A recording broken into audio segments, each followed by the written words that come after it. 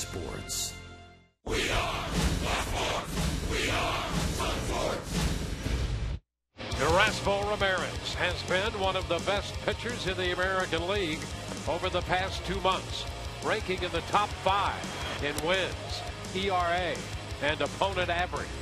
Tonight, Erasmo leads the Rays into Fenway Park, facing David Ortiz and the Red Sox.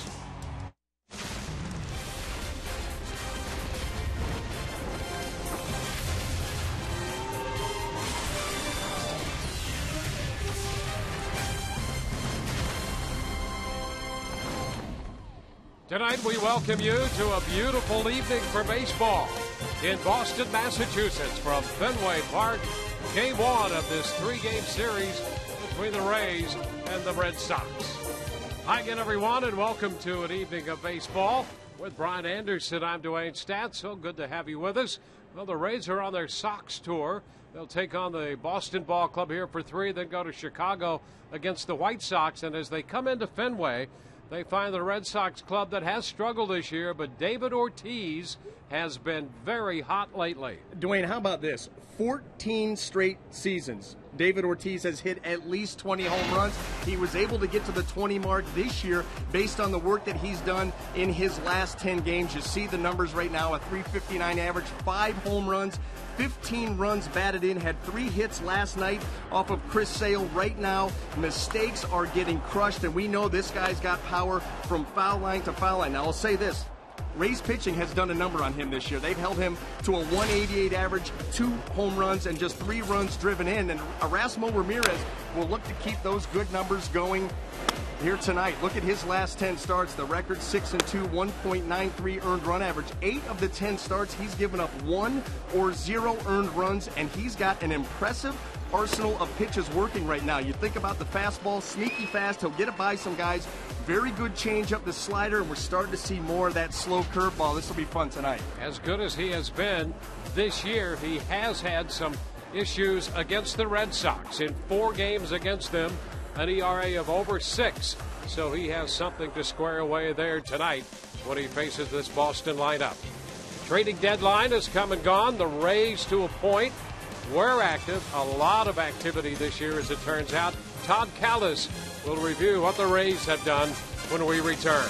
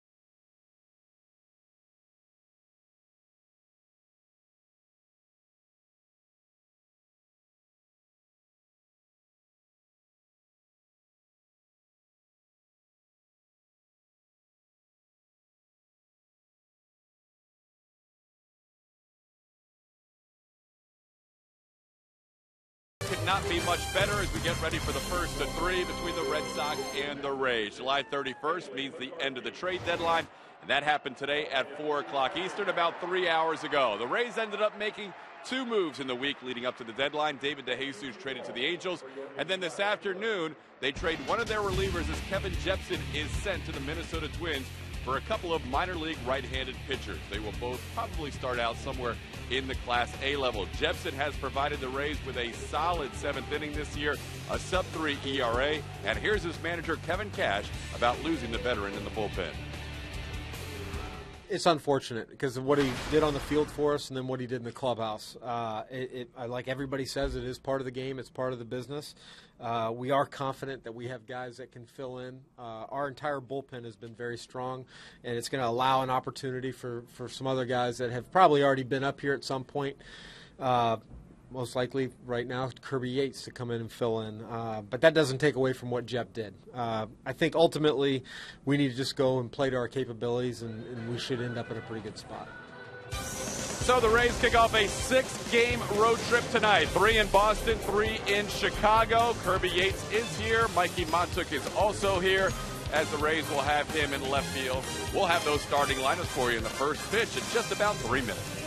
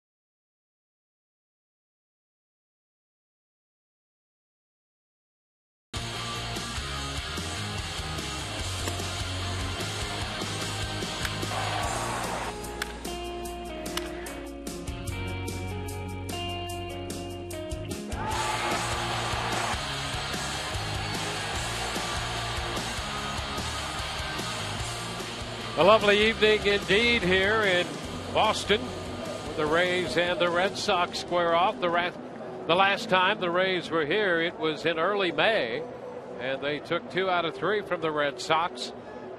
So far this year in the 19-game season series, 9 games have been played. The Rays have won 5, and the Red Sox have won 4. Tonight's starting lineup presented by your Southern Ford dealer. Brandon Geyer is going to lead off for the Rays in center field, followed by Steven Souza Jr. Evan Longoria bats third, plays third, and at first base, it will be Logan Forsythe in the cleanup spot. The designated hitters, Joey Butler, has Drupal Cabrera, the shortstop, with Tim Beckham in there at second base. Mikey Montuk back from Durham. He's in left field hitting eighth, and Kirk Casale on quite a tear will do the catching, and he'll hit ninth this evening. Well, this Rays lineup will get their first look at the big left-hander for the Boston Red Sox, Eduardo Rodriguez. You know, he came into this Red Sox rotation. They were looking for help. He comes in at the end of May, May the 28th. That was against the Rangers in Texas. Went 7 2/3 of shutout baseball, and he's done that quite a bit. When you look at his starts right here, you see the numbers overall, but in 7 of those 11 starts has given up 1 or 0 earned runs, and he's going to attack this Rays lineup. Fastball, changeup, very good pitch for him, and a slider.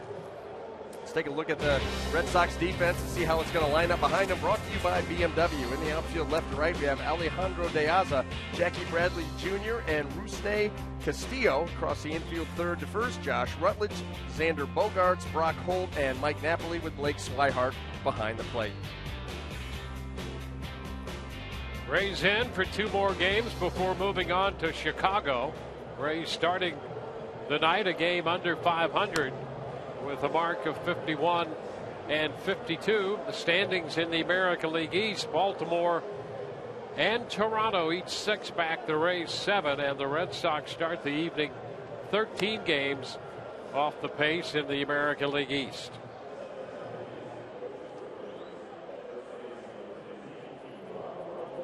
John Farrell, the skipper here of the Red Sox. It has been quite a ride for him. Starting in 2013, 97 wins and a World Series championship. Last year, 71 and 91. And it has been a challenge this year. And here's Brandon Guyer to face the 22-year-old left-hander, Eduardo Rodriguez. First pitch of this game, presented by Pinch a Penny, is a ball. 1 ball, no strikes.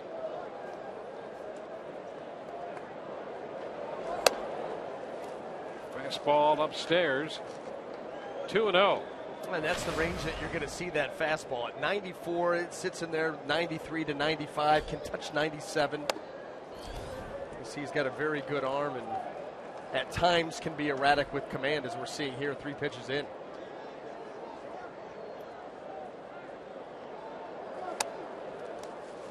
Strike call there to make it 3-1.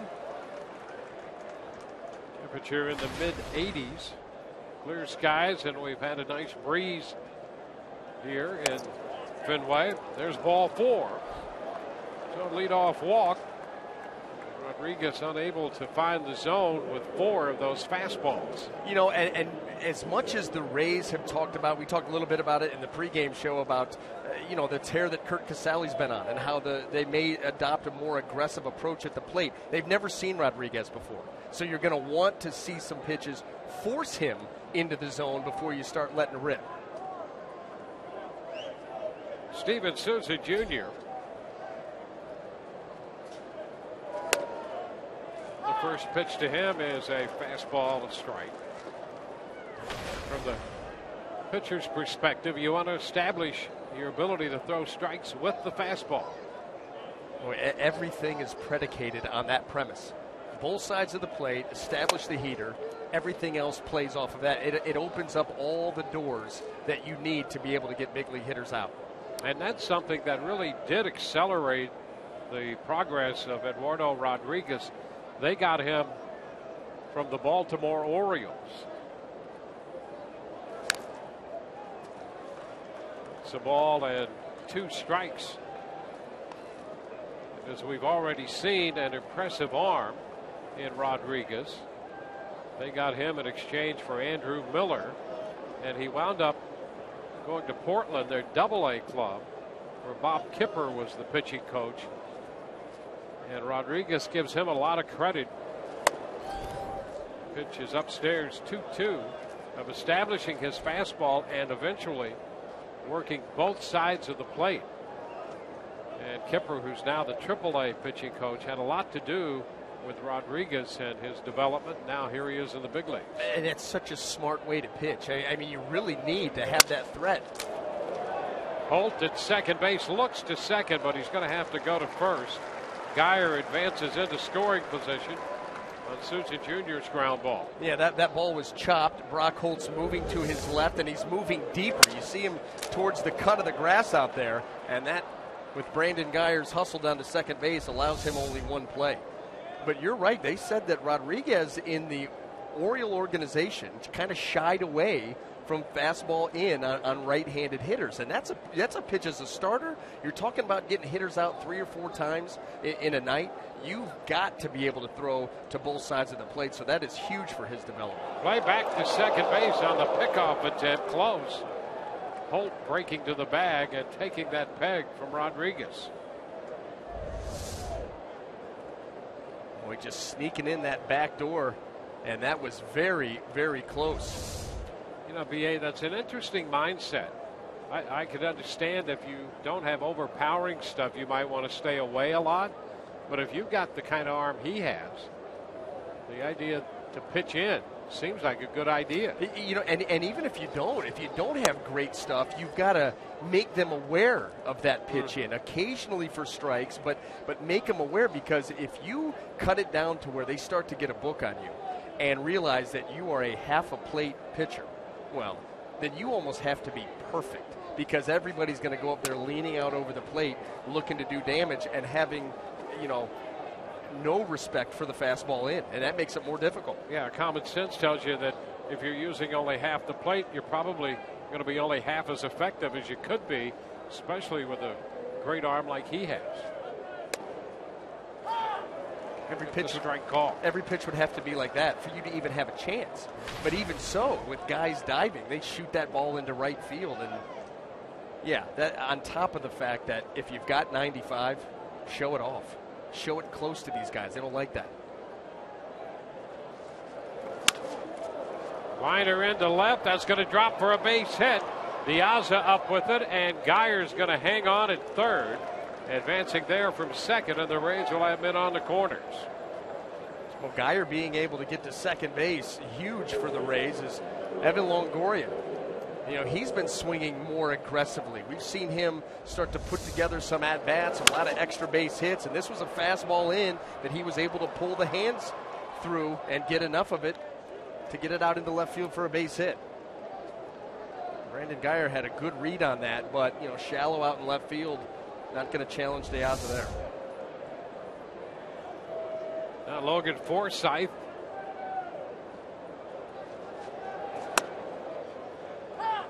Pitch is a strike.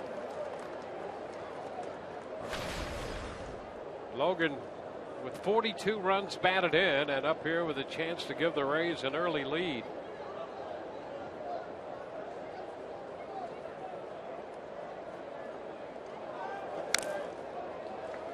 Just a piece of that one, and he's down 0-2. You know, that's another adjustment. When he was in the Oriole organization, they wanted his changeup to be low to mid 80s. They wanted it down there in that 82 to 84 range. He's more comfortable throwing that pitch harder, and we've seen a couple here tonight. The fastball has been around 94, the changeup just 88, so just a 6 mile an hour difference so far. Not a big difference, but more effective pitch for him at that speed. This is upstairs. 1-2. That time the fastball up out of the zone.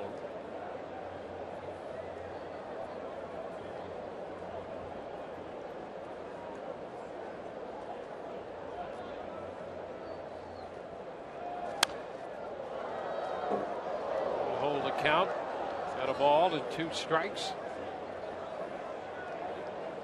The Rays come into this game last in the league in team hitting, and an overall run scored, 14th right now.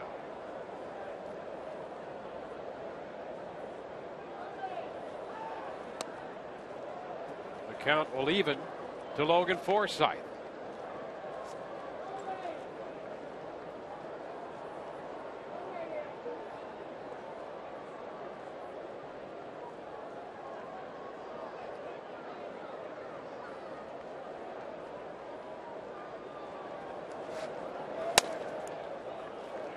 Will run the count all the way out. So Forsythe, who fell behind, now has run it to 3-2. Couple of takes, foul the pitch off. everything that we see here from Rodriguez, if you're a Rays hitter, you're thinking hard. The fastball's hard, the changeup's hard, the slider's the same speed as the changeup. Not much of a change of pace. And that's upstairs. So the bases are loaded. 2 walks and a base hit sandwiched in between. Well, that's going to bring Carl Willis out here early in this ball game with his young left-handed starter trying to calm him down just a little bit. Well, tonight's Cold Hard Facts brought to you by Clean, Crisp Coors Light. It's no secret the Rays coming in here against this Boston pitching staff that has struggled, allowing the most runs in the American League, and the starter ERA is last at 4.89. Well, you're getting off to such a bad start. You're putting your team in a hole. I mean, those numbers speak volumes. And this was a team that had, as far as starters ERA last year, it was 13th in the American League, and looked to upgrade that with their all ground ball starting rotation at the beginning of the season. It has not worked out. Joey Butler with a big opportunity, and he takes a look at a high fastball. Right now, the delivery from Rodriguez not repeating itself. That pitch right there, he didn't even come around. He usually has good finish. He stays on a straight line to home plate, but it's been inconsistent thus far. Ground ball second. Holt will take it to second. Out there. High throw at first, and the Rays will get a run. On the Red Sox inability to turn the double play, the Rays take the lead 1-0. Boy, good hustle by Joey Butler and also Logan Forsythe getting down there and forcing Xander Bogaerts to have to hop off of second base. This is just a hustle play right here. As you force Bogaerts into a high throw, Joey Butler right here, boy, he knows what he's got to do. Get up that line as quick as possible, and Forsythe the same. And that allows Geyer to score. So the Rays get a run, and a great point you make there on the pressure applied by Forsythe at second. Now move to first, and Butler's back in. And that gives you an idea of Forsythe forcing the issue at second and the hustle of Butler at first. What great effort does for you. Gets the Rays a run. Yeah, and you don't qualify that or quantify that in the scoreboard. No one would ever know unless you're watching, unless you're sitting there going, okay, that's the kind of player that I want on my team. Okay, that's not his RBI, that's nothing. That's being a team player first. And you're right, it got the team a run. A ball, no strikes, the count to Asdrubal Cabrera. Up again. A lot of pitches early in this game here for Rodriguez. He'd averaged a little over 16 pitches an inning. And right now, he's about to make his 26th pitch of the first. 2-1. Well, he's young, he's excitable, and right now he's having trouble staying back over the rubber. Everything's wanting to get started towards home plate early. And we've talked about that time and time again. When the front side starts to head towards home plate too soon, arm can't catch up. And that pitch on the corner, says Chad Fairchild, might have been a little wide, and that's a pitch that he will call. He'll go off the corner, and you can see right there that fourth pitch was off the plate, but frequently that's a strike with Fairchild behind the plate. Ground ball third. Rutledge with the pickup and the throw off the bag, but into Cabrera, and Napoli tags him out. Rays get a run.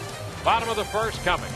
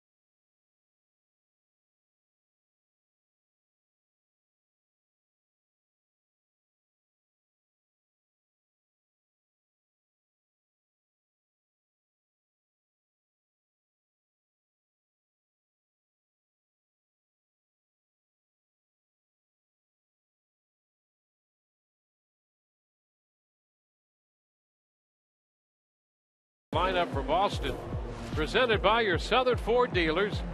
Brock Holt leads off for the Red Sox. Xander Bogaerts hits second. The DH is David Ortiz. Mike Napoli cleanup. Alejandro Diaza in left. Bruce Lee Castillo in right field. Blake Swihart is the catcher. Jackie Bradley Jr. hits eighth. He's in center. And Josh Rutledge at third bats ninth. Well, Erasmo Ramirez making his 16th start of the season. Took a loss his last time out, but it was one pitch to Chris Davis. It was a grand slam. He did pitch into the eighth inning, but outside of that, he has been tremendous. And what he has done is what he does right here to start this game. Throw a ton of strikes. And there's strike one to start Brock. You know, I thought, Dwayne, it was so interesting. We had Jim Hickey on the other night from the dugout, and he was talking about, you know, getting Nathan Carnes, Erasmo Ramirez to believe what their numbers are telling them. Low liner by Holt, caught by Forsythe, one away. You know, that's one of those situations where early on, you know, Erasmo comes over in the trade, gets off to a rough start with the Rays, actually worse than rough. But it was, they just kept pounding on him and his confidence. Like, listen, if you do this, we know what you got. That's why we traded for you.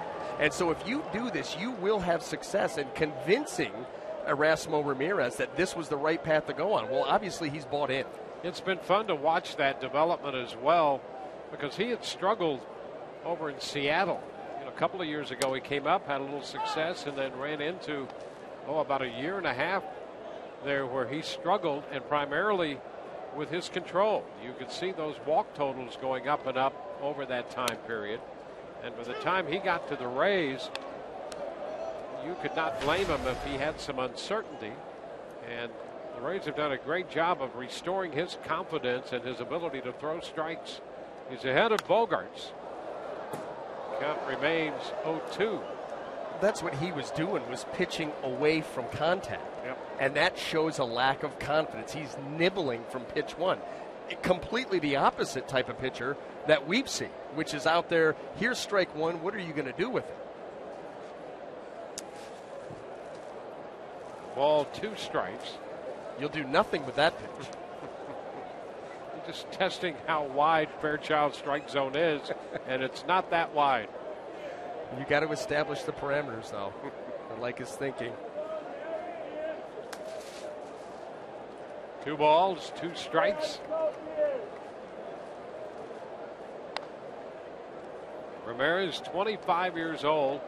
Casale, his battery mate tonight. He's done a lot of work with Rene Rivera back there. Casale's done a nice job behind the plate, and we know what he's done with the bat recently. Oh, this one stays down and gets by Forsythe. And Souza makes the pickup there in right field. That ball stayed down. You know, Dwayne, it did stay down, and it stayed down because it was a chopper that hit the cut of the grass. Right here. Watch it hit the cut and roll. You're not expecting that, and I mean, that's a tough play for Logan, because you're just waiting for that ball to bounce up as you expect it to, but it hit the cut, and it just rolled right between the wickets. So with that, the Red Sox have a base runner.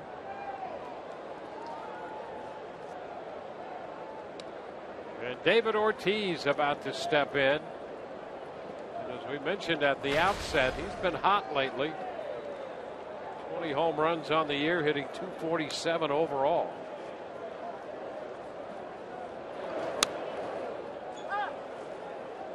Ortiz looks at a strike. An error charge to Bogaerts.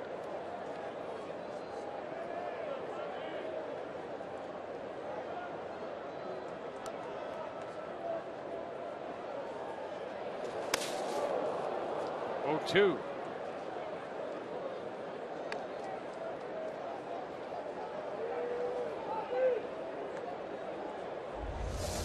Boy, off-speed changeup, down and in. David Ortiz pulling off that ball badly.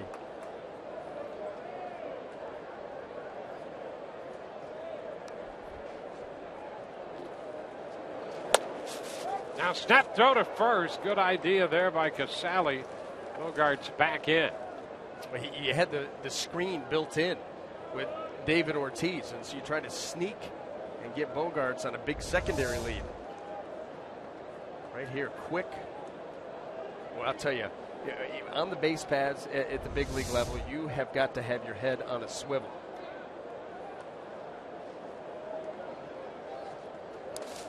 It's low. Now the runner's going to try to advance. Throw. Close, and he's safe. I guarantee you Kevin Cash is going to want to take a look at this because of how close it was, Dwayne. Bogaerts up at second. Greg Gibson, the crew chief, on the call. The tag down. No, it did look like that foot got in ahead of the tag. That's a very good call by Greg Gibson.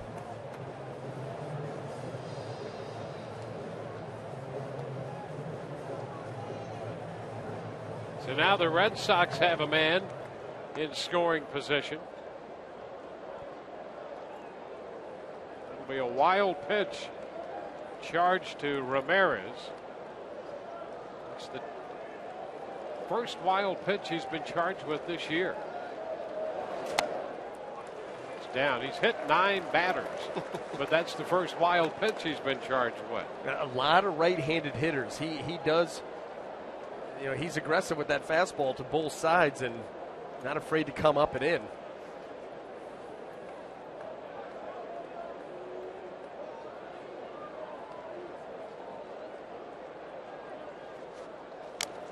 Just a piece of that one. Big cut. Let's go ahead and set that Rays defense for you. Brought to you by BMW. In the outfield, left to right, we've got Mikey Matuk, Brandon Geyer, and Steven Souza Jr. And across that infield, third to first, Evan Longoria, Asdrubal Cabrera, Tim Beckham, and Logan Forsythe with Kurt Casale behind the plate.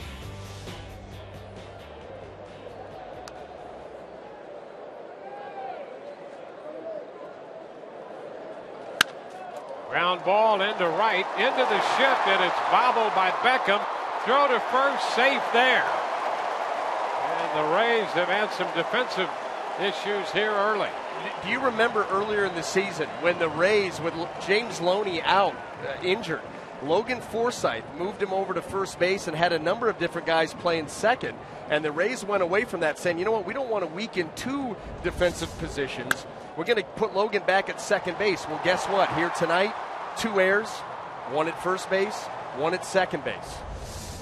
Well, the Rays had him positioned perfectly with the shift to get him the second out right there in front of them.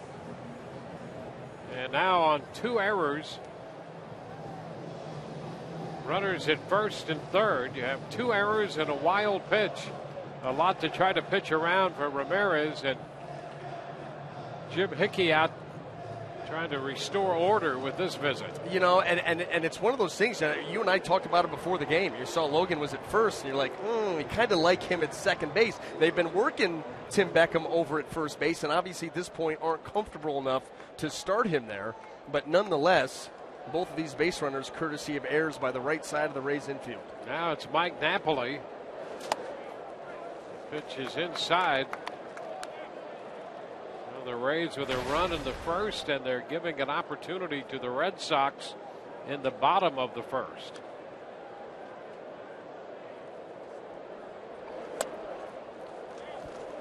Now 2-0. Not a lot of at-bats for the Red Sox against Ramirez, but Napoli is 2 for 4 in his career against him.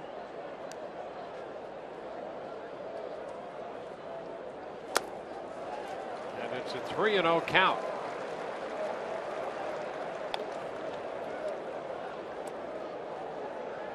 Well, you got to be careful here because I'm sure that Mike Napoli in a 3-0 count, they're going to let him swing away. Hasn't been the greatest of years for Mike Napoli, but still can generate instant power. And he walks him on 4 pitches to load the bases. And you wonder how much of that was Ramirez pitching around Napoli once he fell behind 2-0. But the look of disgust on Erasmo's face at himself tells you that he was trying to throw strikes right there, trying to get back into that count. Didn't work out, but he got another opportunity here, and you're hoping to roll up a ground ball double play. Well, he faces the left-handed hitting Alejandro Diaz. Diaz has had a couple of big hits against the Rays in his career. Did he go? Yes, he did on the appeal. Clint Fagan down there says that's a strike. Diaz not at all happy with that. This ball's up middle. Well, right on that borderline. That could have gone really either way. Rays will take it.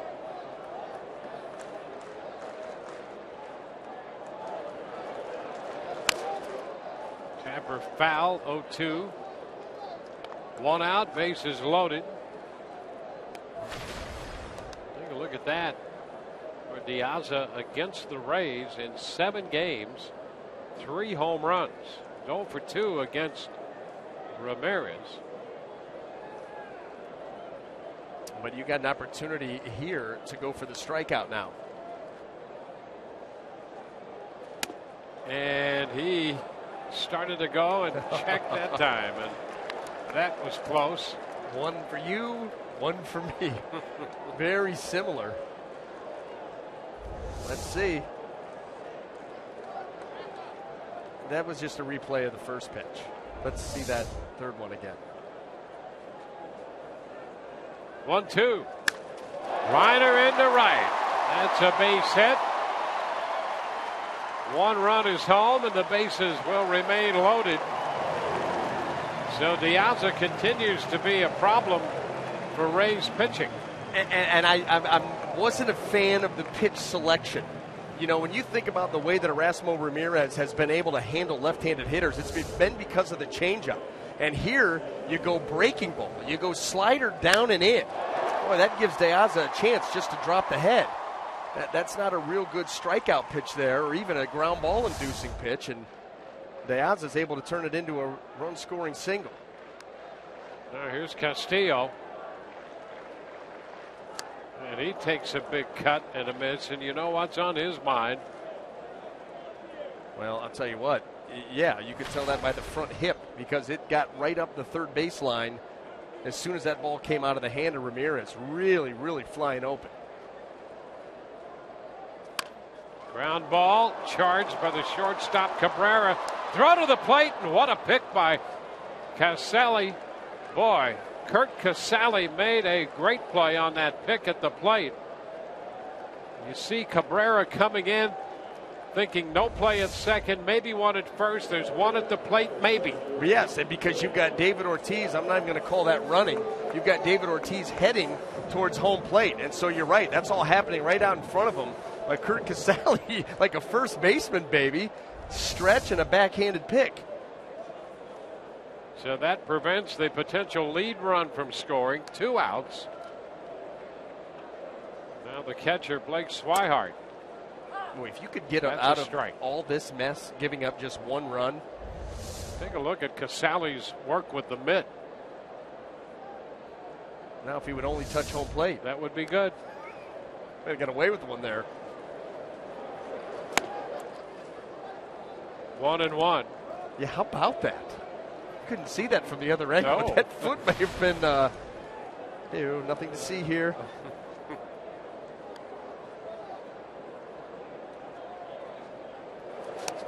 Big cut the miss, and now it's 1-2. And Ramirez a pitch away from getting out of this with a tie game.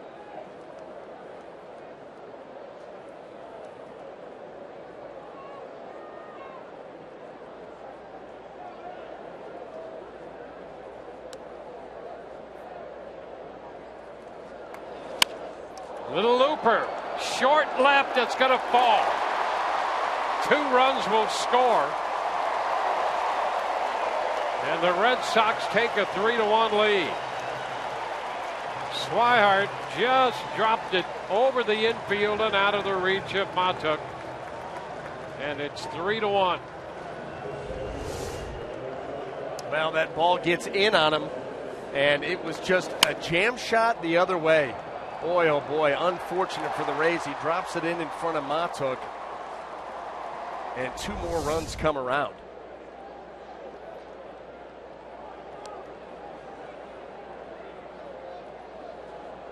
Now the number 8 hitter, Jackie Bradley Jr., and he takes a strike.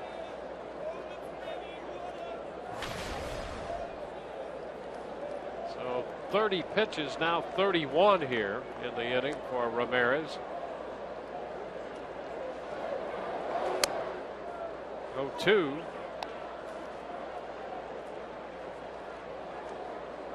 Ramirez pitched effectively enough to have a 1-2-3 first, but 2 errors behind him, really putting him in a tough spot.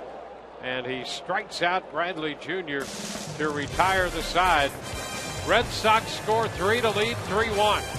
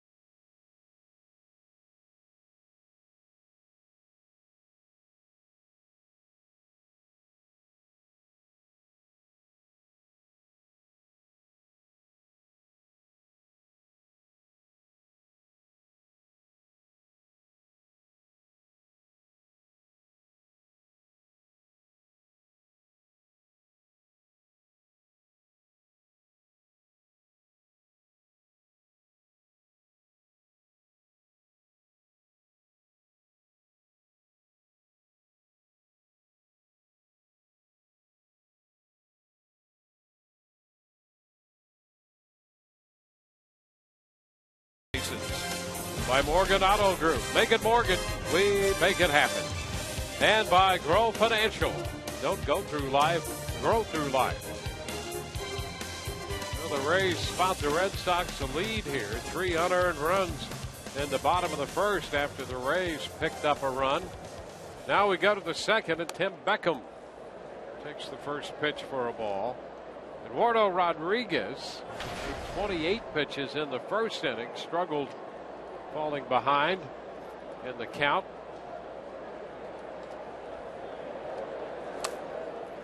And it's 2-0 to Tim Beckham. And 2 bad misses. So you wonder if he's going to be able to make that adjustment. If he's not, it's going to be a short night for him.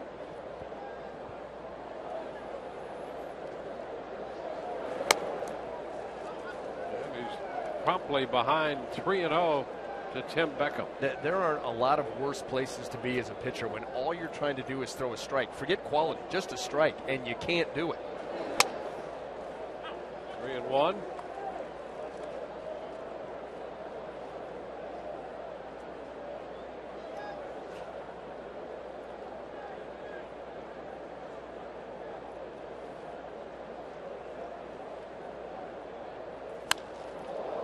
Long but well foul. And that's going to run the count to 3-2 into the upper deck. Down toward the left field corner here at Fenway Park.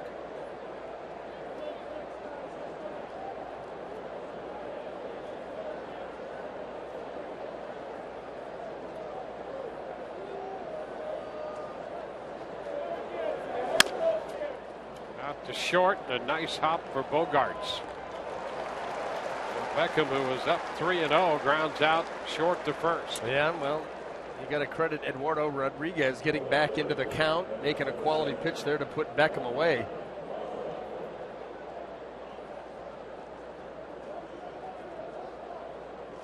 Mikey Matuk comes to the plate.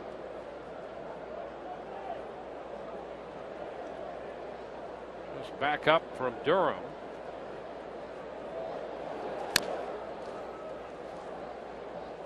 Took 3 for 20 in 10 games with the Rays and 5 starts, and 2 of those 3 hits were home runs.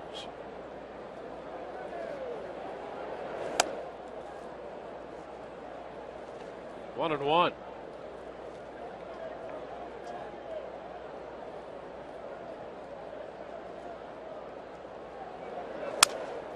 Fly ball back into left. Pretty well tagged.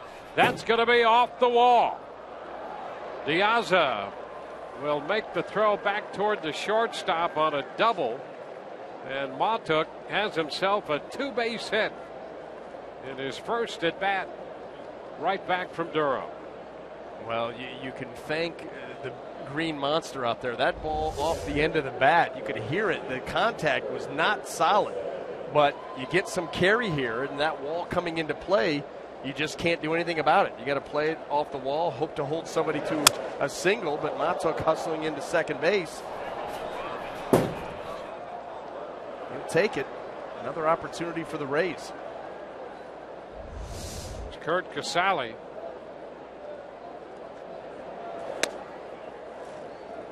Pitch is low. Tonight's Buick matchup, the big matchup. Casale, over his last 8 games, has hit 6 of his 7 home runs while hitting .348. He lines it into left center field. Diaza cutting across to make the catch.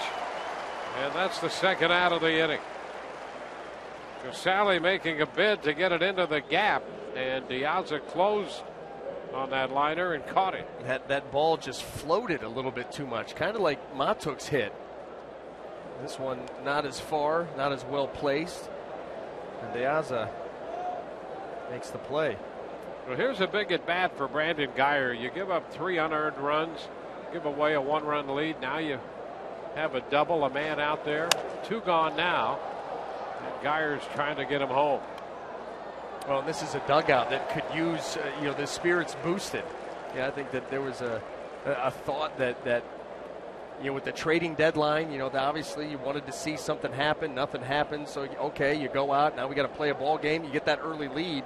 And like you said, immediately give it back. Up the right side. That ball's going to be a foul ball. Boy, just missing. Driving in the run there. It looked good there for a moment, but just foul.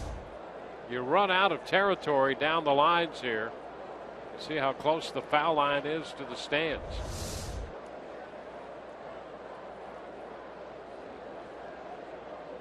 If you can keep one fair down that line, you can get it out of here. See how cozy that is. Down by the pesky pole.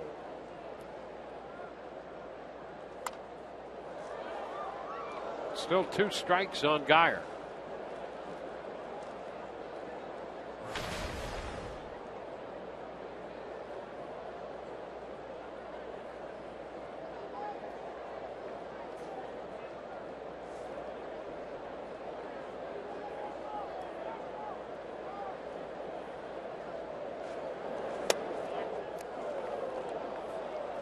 Fastball, mid-90s.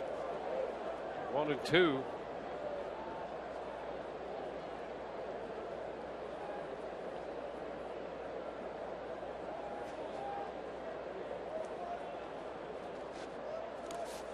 Swing and a miss. The ball gets away. Guyer's going to go to first, and over to third goes Matuk. So the Rays get a break there on the strikeout. Guyer reaches. That pitch broke into the dirt. That was the hard changeup that you're right. I mean, he threw that. That came out of the hand down, trying to go down and away, kind of yanks that pitch. And you get the swing and a miss, but Swihart trying to get back and rolls right up that left arm and away. Big break.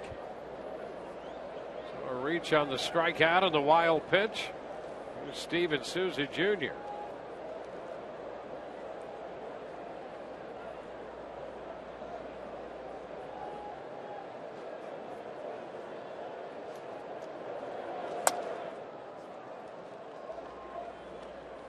Upstairs, a fastball high, 1-0.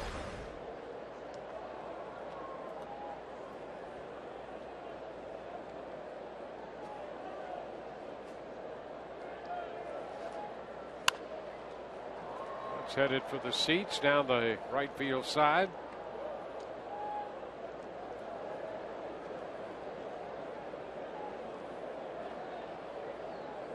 Rays got a run, left 2 in the first. They have 2 men on here in the second inning with 2 outs.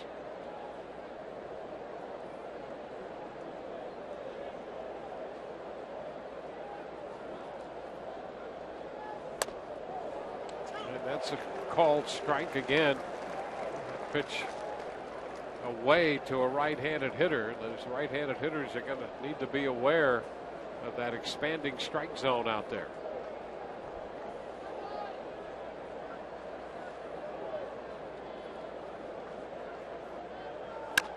Little tap, left side. Rutledge cuts across. Throw! That's wide, and the run scores.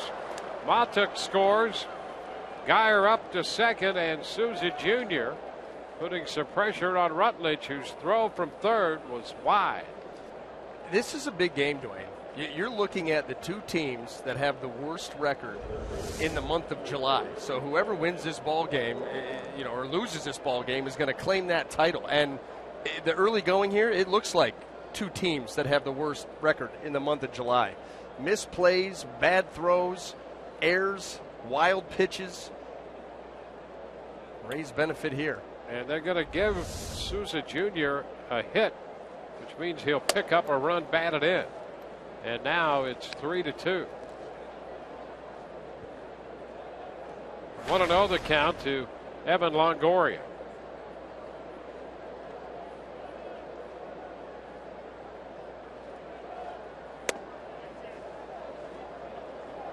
Two balls, no strikes. Yeah, right now the Rays 9-15 for the month, and so are the Red Sox. Big cut, he missed it. Out front. That changeup, that one at 89. A 2-1 count.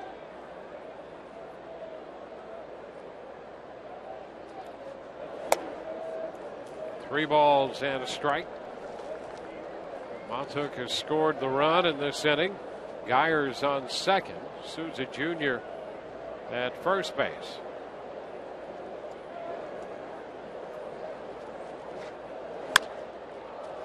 Foul out of play. Full count. That's one of those pitches that Evan Longoria would love to have back. You're sitting in a hitter's count 3-1, and you get a fastball that is thigh high right down the middle, and his swing got a little bit long, and all he was able to do was foul it off.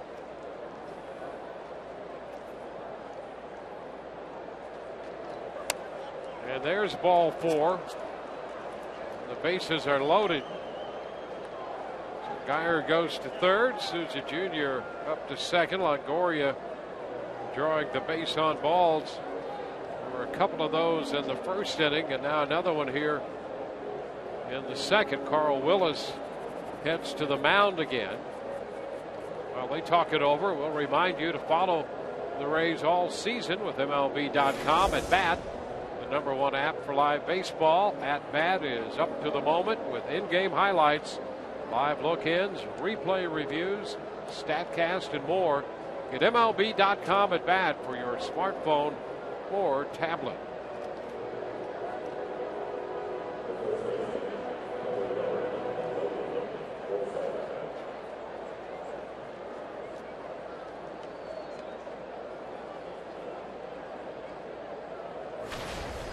Well, Logan Forsythe will bat with the bases loaded. What an opportunity for the Rays as they trail 3-2. They left 2 men on in the first, and there's a strike to Logan. They'd like to avoid that here in the second inning. An opportunity to take the lead.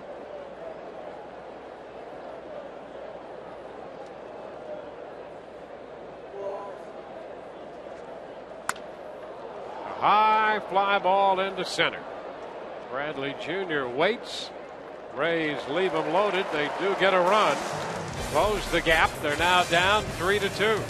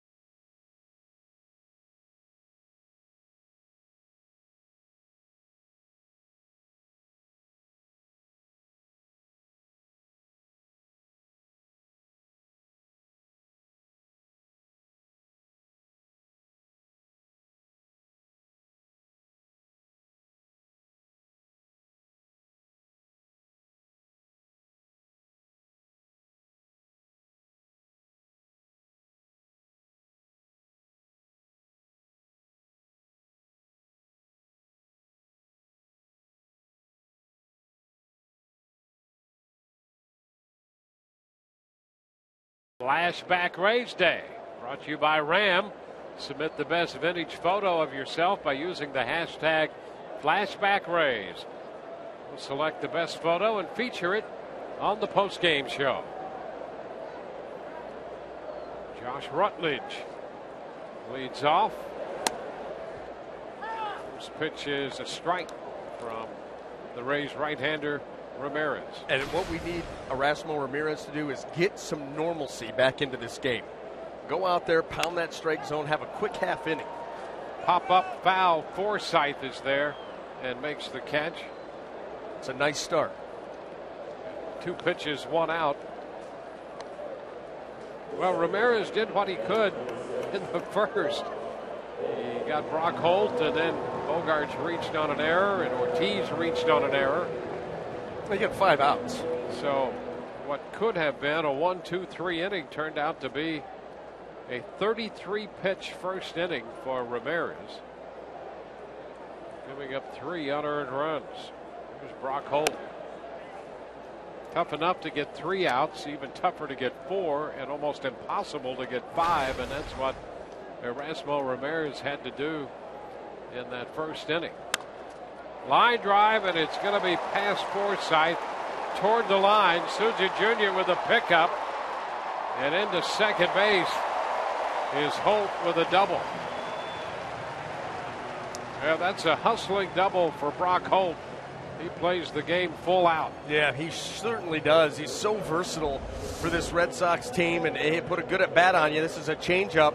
His ball caught too much of the plate, and he's a little bit out in front, but he kind of lengthens that swing, keeps the ball fair, and then the good hustle into second base.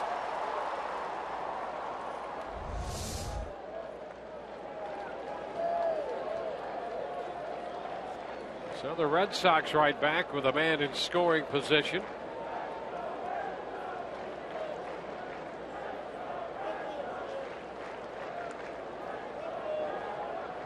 And here's Xander Bogaerts. He has been outstanding with men in scoring position.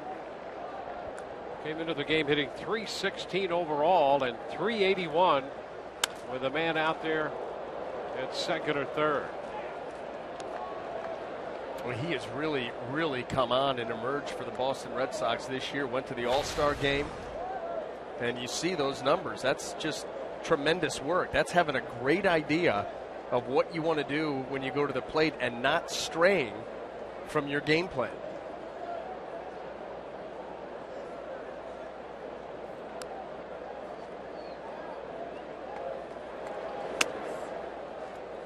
It's a ball and a strike.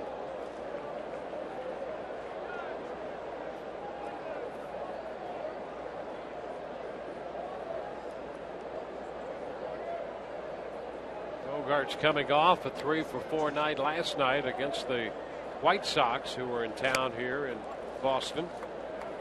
It's 2-1. It has been a tough stretch for Boston, but they won a game last night. They've dropped 12 of their last 15. They pitch a little too wide for the taste of Chad Fairchild.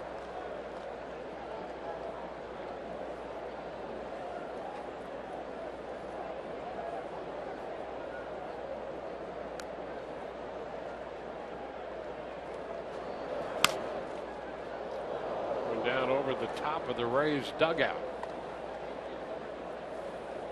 Take a look at our Toyota trend over the last 15 games. They've averaged 3.7 runs a game, but look at the starter ERA. There it is. You're having trouble scoring runs, and your starters are putting you in that kind of a hole.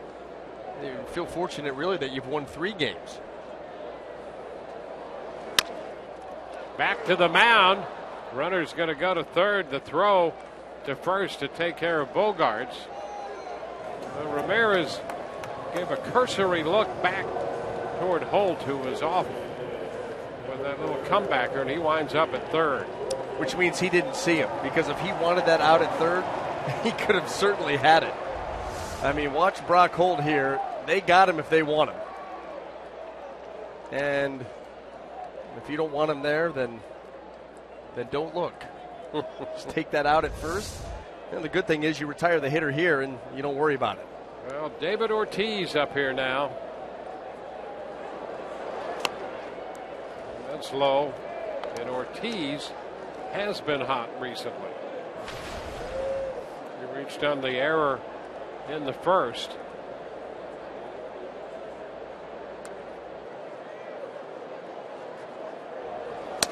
Big cut right there. That fastball up, and he was game for it, missed it. You know, Erasmo Ramirez, his fastball is sneaky. You know, he'll get it up there 93, 94 every now and then, but when he jumps on one, he can get it by you, especially if he elevates. Fly ball back into left. Matuk's going to go to the track, and in front of the scoreboard makes the catch. We're through 2 with the score 3-2 Boston.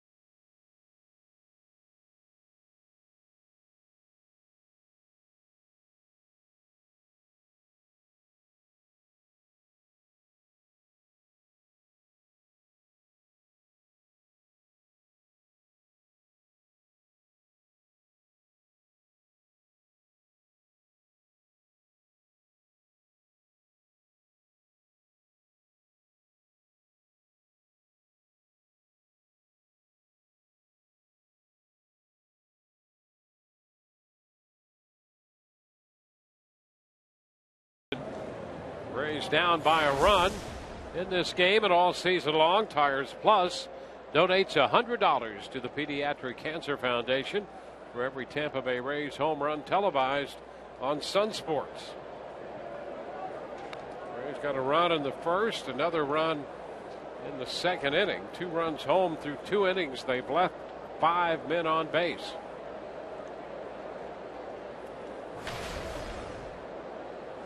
Joey Butler will open the 3rd inning, and he takes a pitch low for Eduardo Rodriguez.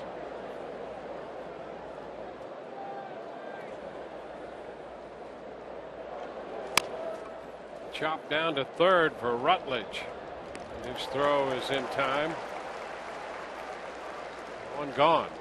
Well, you know, we saw Eduardo Rodriguez start off the ball game by walking Brandon Guyer, and really have not seen him make that adjustment yet to where you think that he could get on a run and really start to retire the Rays hitters. I think the Rays are going to get a lot of advantageous counts from Rodriguez. And the other thing, we talked about it in between innings, everything from Rodriguez is hard.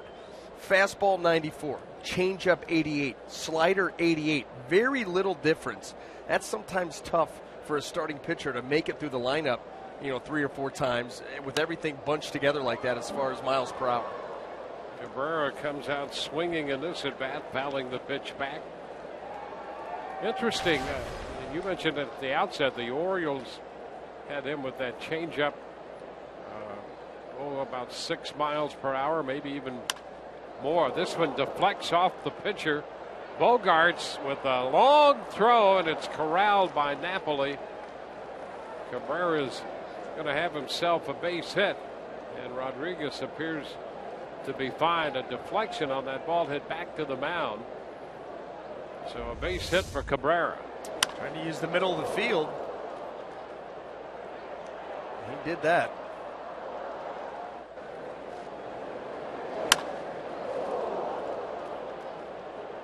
Fourth hit for the Rays tonight. Now Tim Beckham.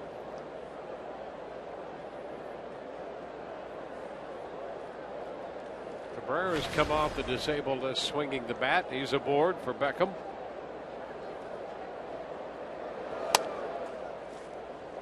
All 1 away.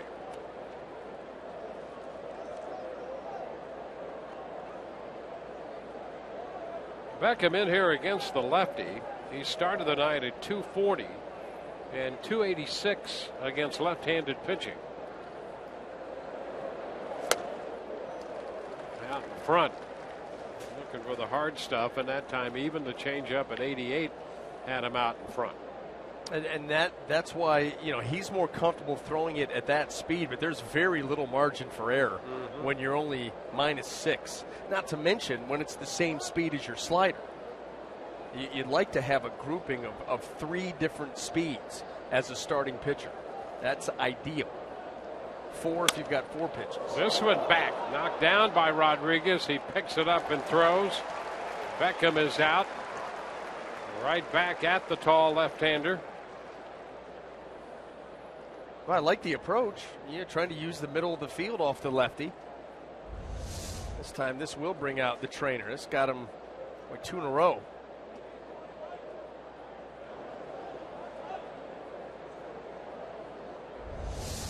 Well, the Red Sox gather on the mound to take a look at their left-hander. A couple of comebackers there.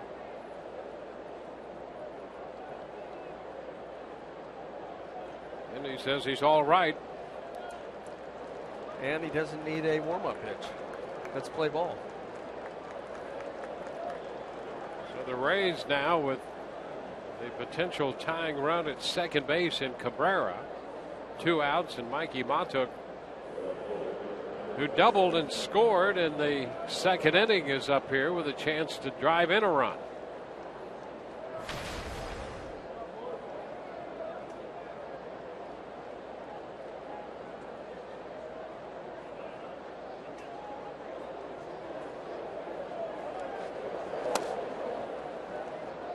Low. Rodriguez coming off his last start Sunday when he picked up a win over the Tigers. Gave them only one earned run on 3 hits in 7 innings. 1-1.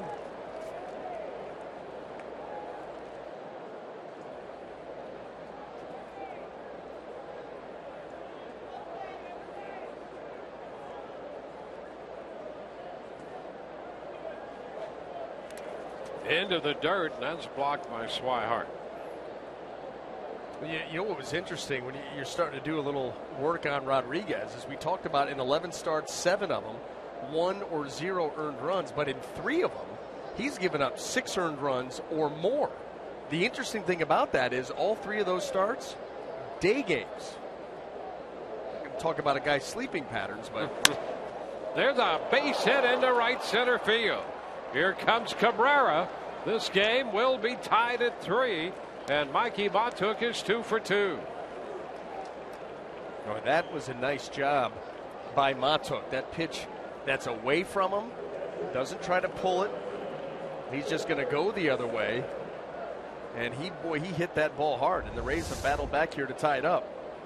Trying to stay behind that fastball. That's in a good spot down and away, but look at Matuk. Head down, great plate coverage, and gets it by Holt. Well, the Rays have tied it. Matuk at first base for Kurt Casale. Toss over there, and Matuk is back in. Well, when you look at the record 6-3, and you talked about the tough outings he's had, that 6 or more runs allowed have been in his 3 losses. And his 6 wins, 2 or fewer runs. There's one skied short left. Diaza coming in, waiting for that one to come down finally. And the Rays are out in the 3rd. They pick up a run on a couple hits, and we're tied at 3.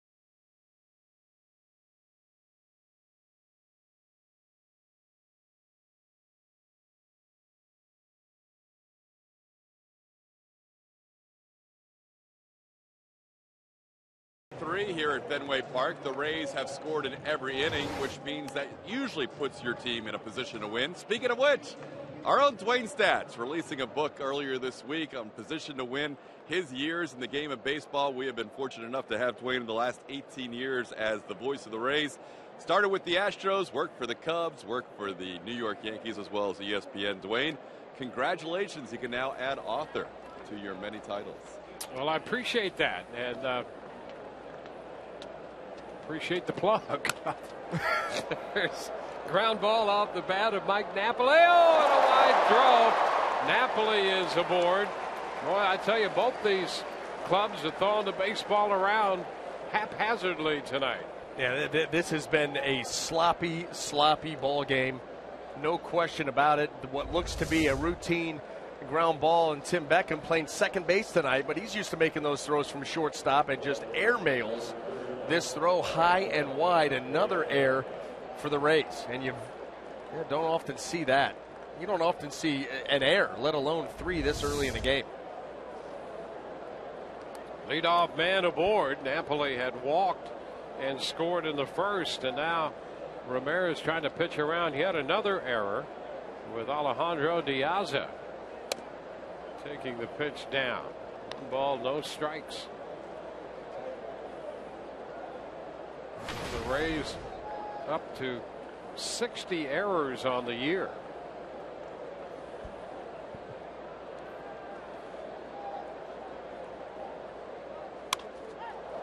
Fly ball into left. Matuk backing up a little bit, making the catch on this one. You know, when the Rays went through that really tough stretch, had that bad series in Philadelphia against the Phillies, who were not playing well and really have struggled all year. That was that stretch where the Rays made 9 errors in 5 games, and that's so unlike the Rays teams that we have seen. No, it's been lockdown, shutdown pitching, and tremendous defense. And not only in catching the ball, but in ground cover. I mean, a lot of athletes out there, but they've gone through a little spell here.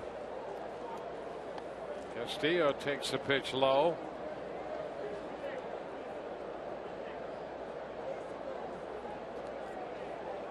Castillo reached on a fielder's choice his first time. He's gone 5 for 12 coming into this game on the current Boston homestand.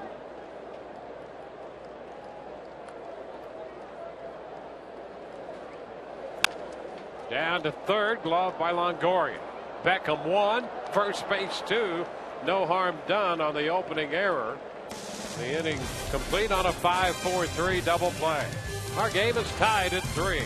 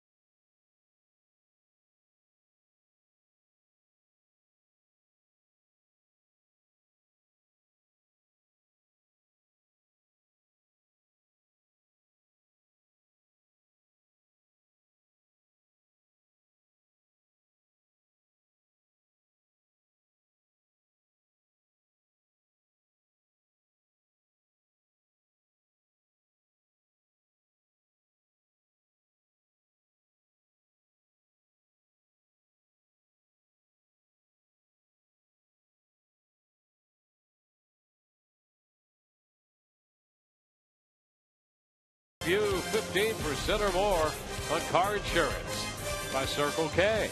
It's the summer of '69 at Circle K. Just 69 cents for your favorite size Polar Pop all summer long. And by Checkers, mix and match our famous Big Buford and Big Chicken Deluxe. Get 2 for $5. Brandon Guyer leading off the 4th. That pitch is in there at strike. Guyer's been on twice. He has walked and struck out, but reached on a wild pitch on strike 3 when he was up there in the 2nd inning. Now leading off the 4th, 1-1 to count as he faces the left-hander Eduardo Rodriguez. Rodriguez out of Venezuela. He missed part of last year, about 6 weeks or so with a knee injury. 2-2.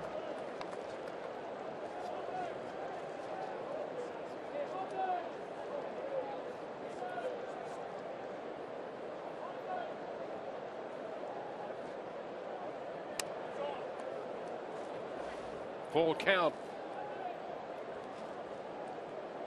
Well, that fastball in the mid-90s missed.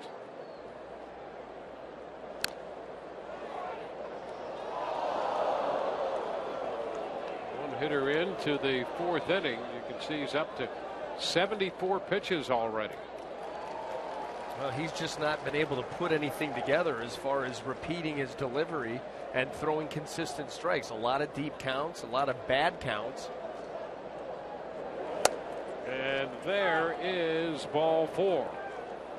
Geyer held up just in time, so he's on for the 3rd time. Well, another leadoff walk to an inning, so another opportunity for the Rays to put something together. Bad enough to to give up a base runner to lead off an inning, let alone when it's your own doing.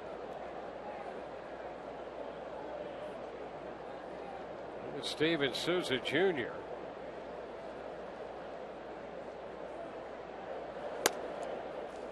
Pitch is outside.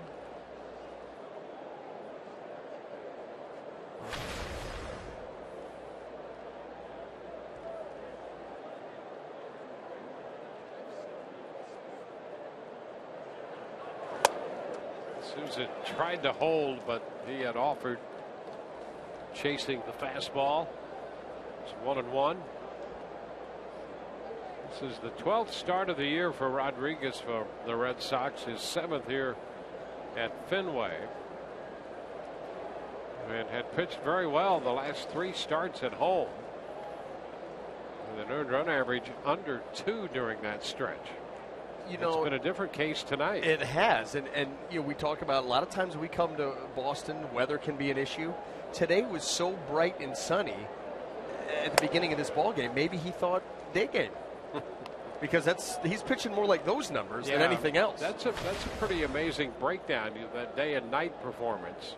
I mean, and listen, you've got 5 day games, 6 night games. It's not going well. That ball driven into right. Castillo back with a little leap to make the catch on the track. Geyer retreats to first base. That ball got out there in a hurry off the bat of Souza Jr. Castillo made the grab, 1 away. That ball, a tendency to jump off the bat of Souza Jr. And you see him kind of swipe that thing out there. Rusney Castillo, just as he gets to the warning track, is able to reach up and make the grab. 1 on, 1 out for Evan Longoria.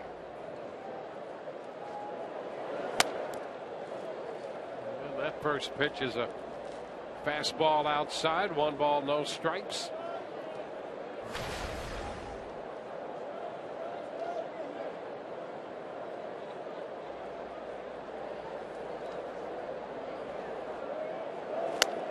Ooh, a cut and a miss. Longoria out in front of a changeup. 1-1.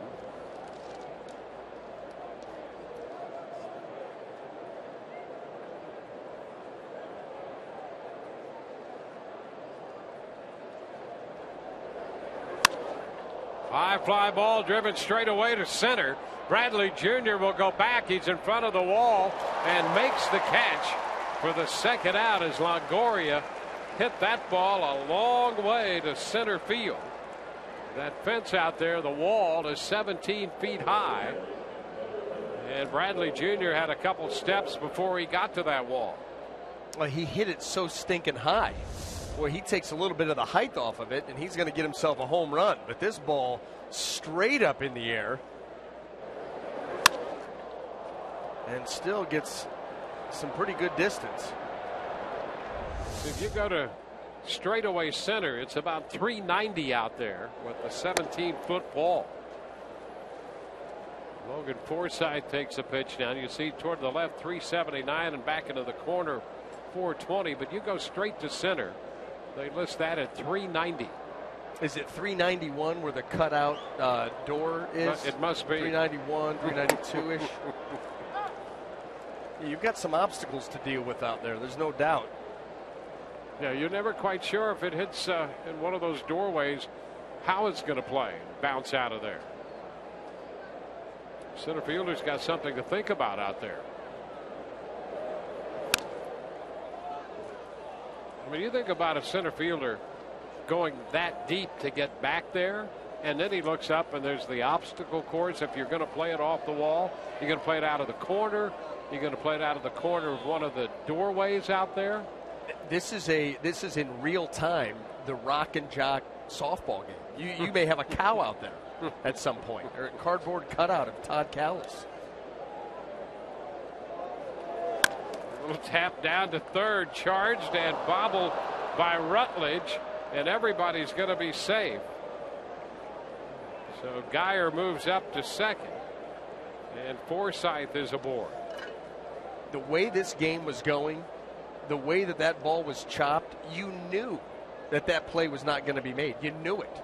It was going to be a charge in between hop, and you could envision this already. And the Rays get this inning extended. An error charge to Rutledge.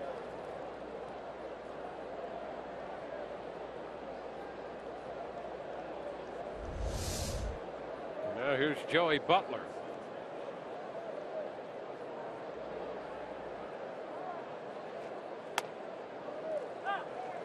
That's a strike.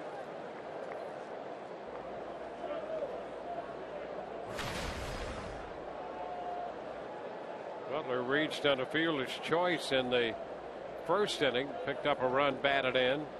Two more men on right now. And he is out in front of the off-speed pitch and in the hole. No balls and 2 strikes.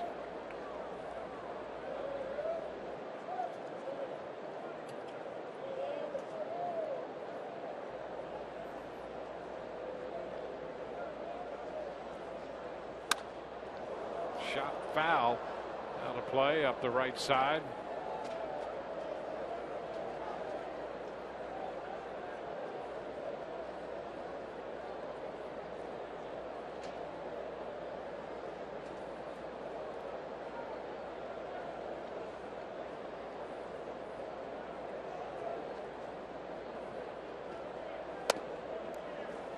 The ball, 2 strikes. Well, you haven't seen Rodriguez ahead of many hitters tonight. And up on Butler now, 1-2.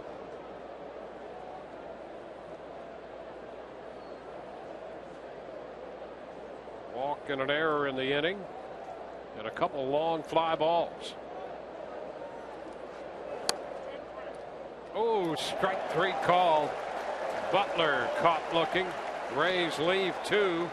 We go to the bottom of the 4th. We are tied 3-3. Another look at the strike.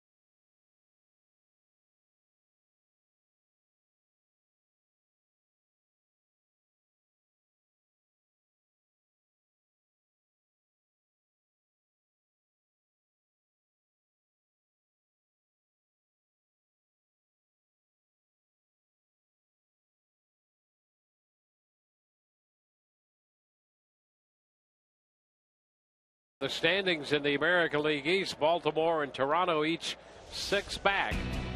And of course the Blue Jays have been very busy.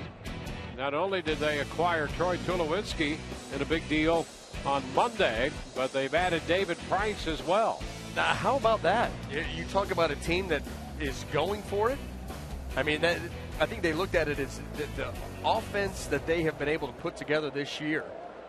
You just don't want to waste it. It's by far and away the best offense in Major League Baseball. You add Tulowitzki to it, then you go out and get Ben Revere, a leadoff hitter that they can plug in there. Hits leader last year in the National League, and then, oh, by the way, probably the marquee name on the starting pitching market. You go get him too. Mm-hmm. That's called going for it. Well, they have more than doubled down with those acquisitions. And of course, the last few days things have been busy. The Tigers have a new look. Cespedes goes to New York. Soria goes to Pittsburgh. Of course, Cole Hamels from the Phillies to the Texas Rangers. There's strike 3 called on Blake Swihart. So there's some teams making some moves with an eye toward a couple of interesting months to finish out this season. How about the Astros? They keep at it. Well, they had that big series with the Angels. They took it to that Los Angeles ball club, actually jumped them in the standings, and they continue to add with Gomez. Look at the wild card here. Angels +2 over Minnesota, but Baltimore and Toronto 2 back. The Rays 3 and Detroit 3.5. And the Rays, relatively speaking, inactive compared to those big name moves. The Rays adding some lower minor league talent to the system. Beckham makes this play, so 2 up and 2 down. But boy, those moves by Toronto certainly eye-catching. Well, and it goes to organizational philosophy. I mean, for all intents and purposes, when this is all going down, Toronto and the Rays are same record, plus or minus a game. And the Rays trade Kevin Jepsen, trade David DeJesus for, like you said, some minor league prospects, and Toronto says chips middle of table. Yep.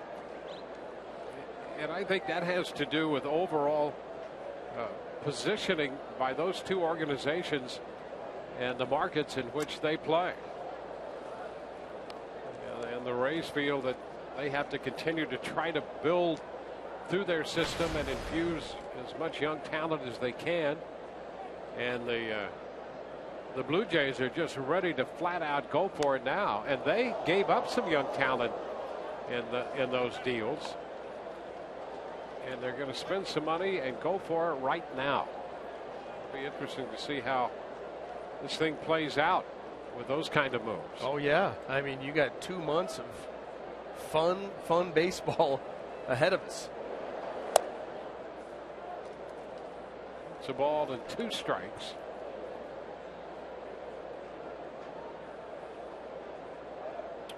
Well, that pitch up there seemed to be in the zone, didn't it?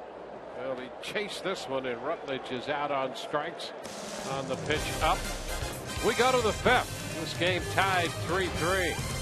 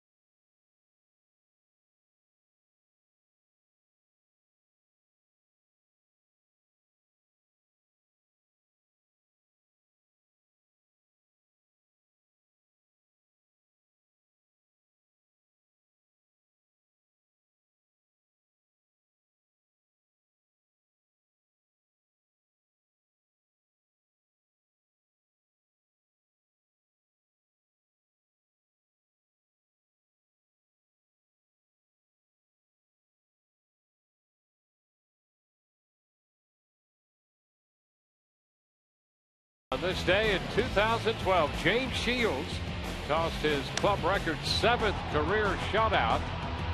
Shields allowing just 3 hits, striking out 11, and the Rays put an 8-0 defeat on Oakland. A great moment in Rays history presented by Geico. In a tie game, we go to the 5th as Drupal Cabrera leads off and takes ball 1. Not a lot of first pitch strikes for Eduardo Rodriguez tonight. There's a 1-hopper to short. Bogart's throw in time to get Cabrera 1 away.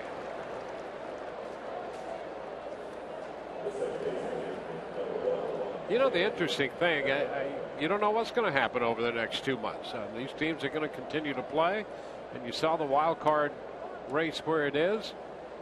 The Tigers certainly, you know, they were just a half game behind where the Rays are in the wild card. Well, Cespedes is gone, Soria is gone, Price is gone, and there were a lot of people. Well, when the Tigers were in to Tropicana Field, the thinking was, well, they're not quite sure if they were a mind to do all that because they thought, well, they still had a shot at the wild card. Beckham now 1-1.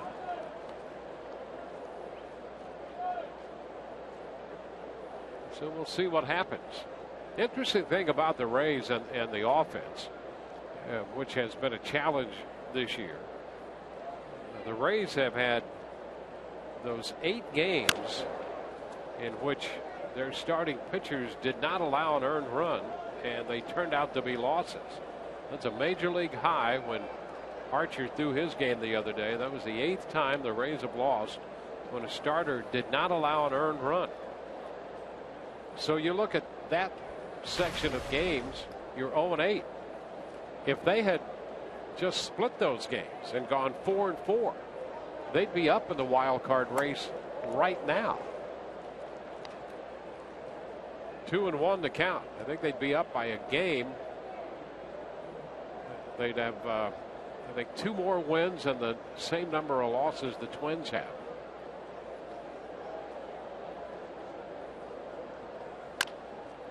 Chopper headed to short, charged by Bogarts, and he can't get rid of it. You knew that one wasn't going to get made either. I mean, it's just one of those nights. It's been sloppy at best. You know, not an easy play, but we see this play get made all the time. You charge in, you scoop, throw on the run. He's got it, and just cannot get it into the hand correctly, and doesn't want to risk the wild throw. So it'll go as an infield hit for Tim Beckham. 6 hits for the Rays. And here's Mikey Matuk. Pitch is a strike. Matuk 2 for 2 with a run scored and a run batted in. And a move to first. But the point of that discussion about those games in which the Rays starters were so outstanding and the Rays still lost 8 of those games. You have to ask yourself at the deadline, could you get another bat that made a difference? That's a calculated decision. And I think the Rays at the outset of this season thought the offense would be better than it's been. I mean, to this point, they've been on track to score the fewest runs in franchise history.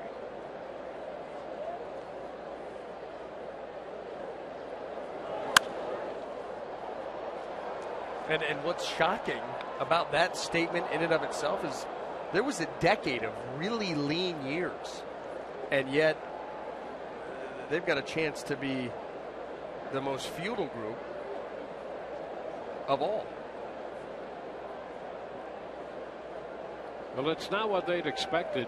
No. I mean, they didn't expect to lead the league in runs scored, but I don't think they expected to be where they are right now. And they're 14th in the league in total runs scored, last in the league in hitting.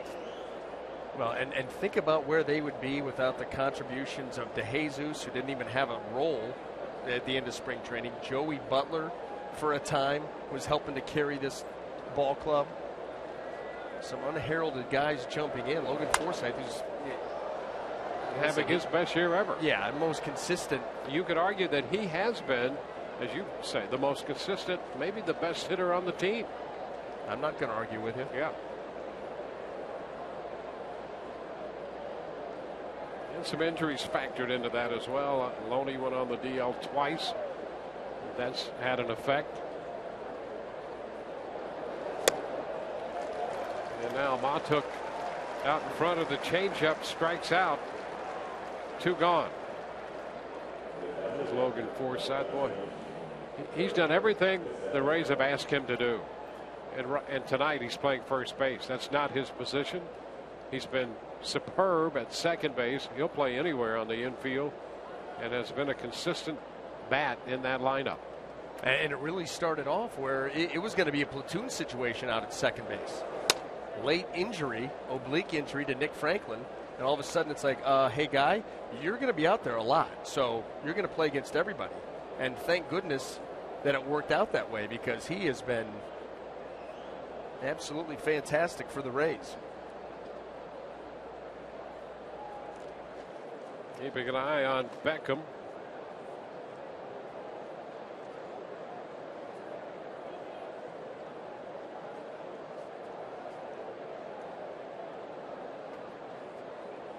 Kurt Casale 0 for 2 tonight. Little tapper foul. So it's 1-1.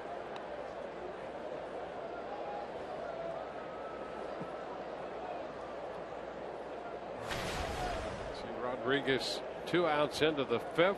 1 on. 106 pitches for the Boston left-hander in a 3-3 ball game.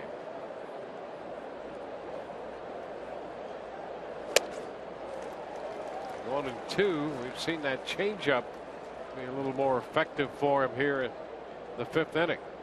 Yeah, that has been a pitch. He's been trying to get those wheels to gain some traction at some point. It's been a struggle, no question, for Rodriguez, but you're right. Some very good changeups here, 100 pitches in. 2 balls, 2 strikes. The Rays have managed to tie the game, but they have left 8 men on base.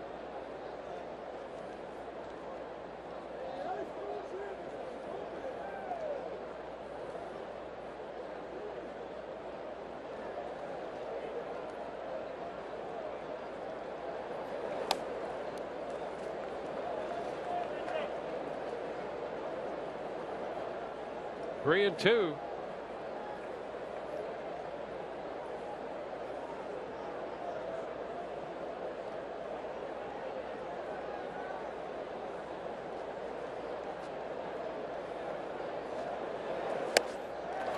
Cut to miss. He came back with a changeup. So he strikes out Matuk and Casale with the change. We're tied.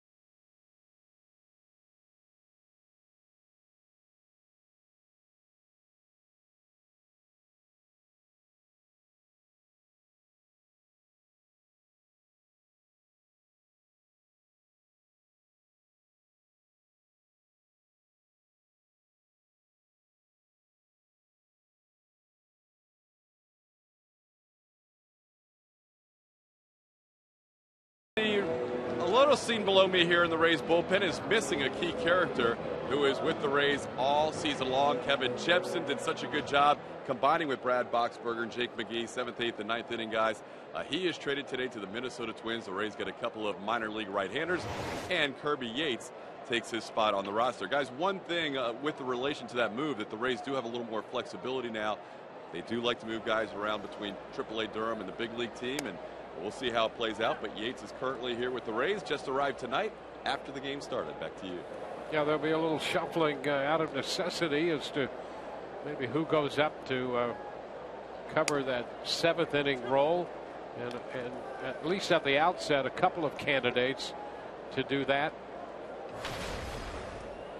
But you'd think, it's been a fluid situation with this roster. The Rays now have made 100 player moves this year. So when you think about who's going to go into that spot, you got a couple of guys in mind, but who knows how it's going to work out.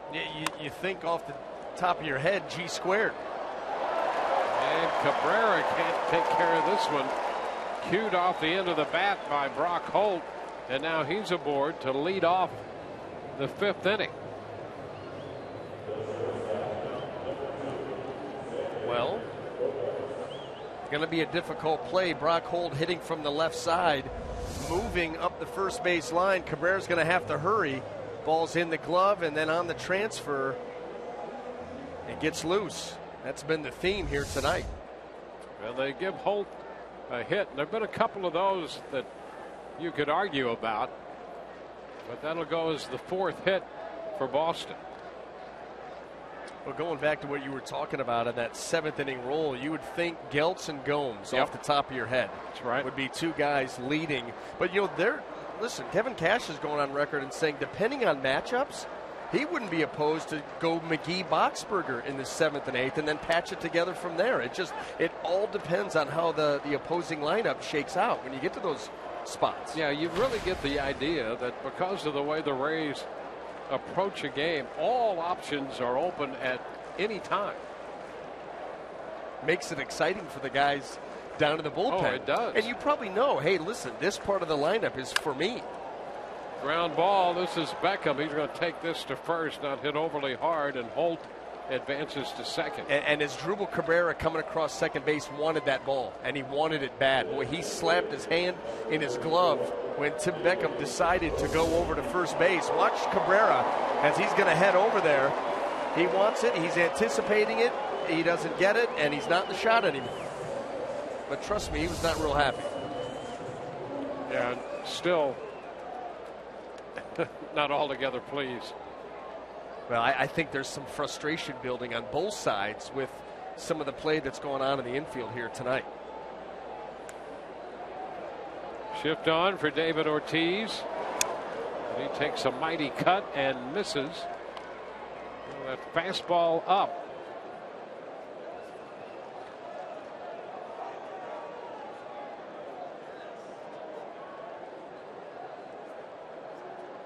Ortiz officially 0 for 2. He reached on the error by Beckham his first time. And again, a big cut on that fastball up. Ramirez not shying away from David Ortiz. He is challenging him with fastballs, and fastballs that are up. David Ortiz has been red hot the last week and a half or so.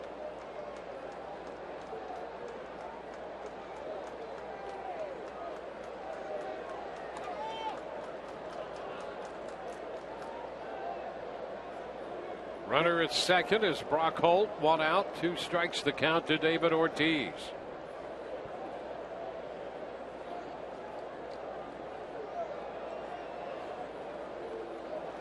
Casali's going to make a trip to the mound.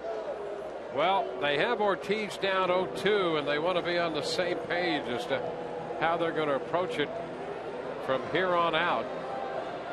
11 runs batted in his last 5 games.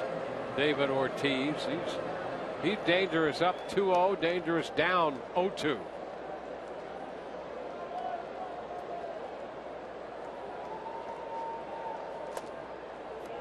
1 ball, 2 strikes.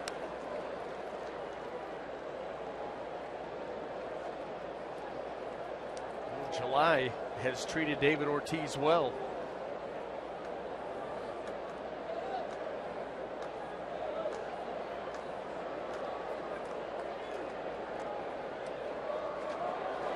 And he got him. A nice job right there. Couple of high fastballs to start him, and he finished him with a change. Well executed. Boy, did he put that in a good spot. Now, this is coming after the slider down to mid. He's going to go change up away. That's the pitch right there that neutralizes left-handed hitters. Ramirez better against lefties than he is against righties. Yeah, by a pretty good margin. Yeah, and that's why. That pitch in that spot, good luck. Now Mike Napoli. Too low. Coming into the game, lefties hitting 188 off Ramirez. Right-handed batters 257.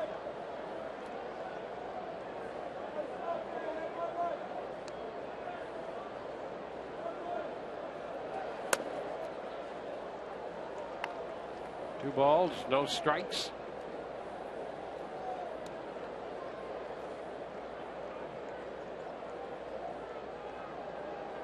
Napoli walked and scored in the first when the Red Sox scored all 3 of their runs, all unearned. Tap to third. That will be a foul ball. It's 2-1.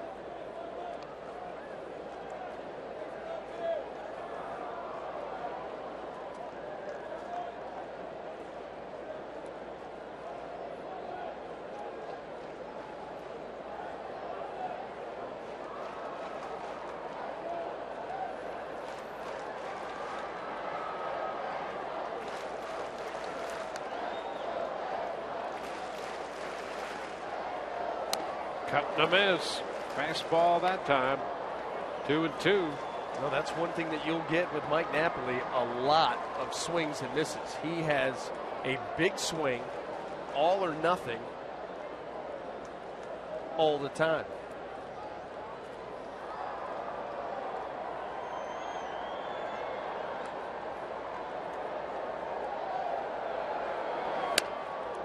It'll take the count all the way to 3-2.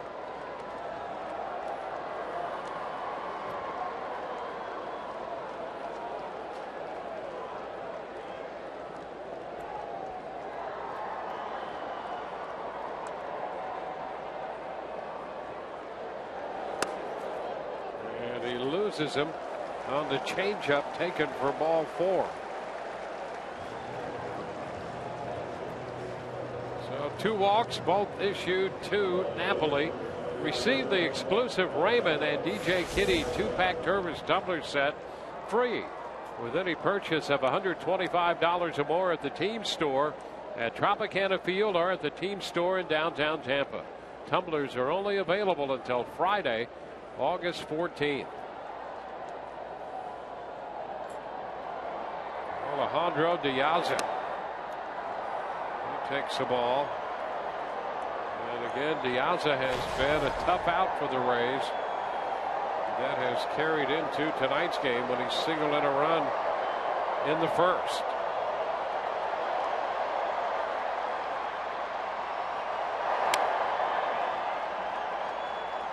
Two balls, no strikes.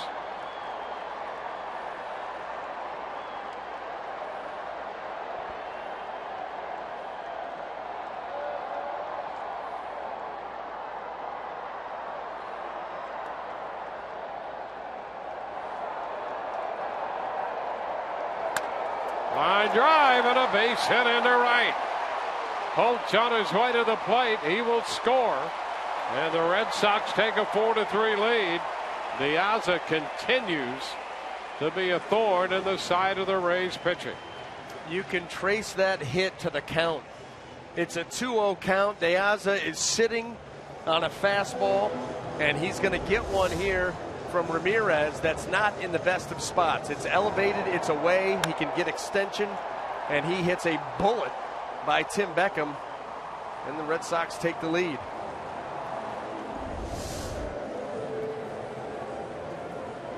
So the leadoff infield hit by Brock Holt is converted into the go-ahead run for Boston.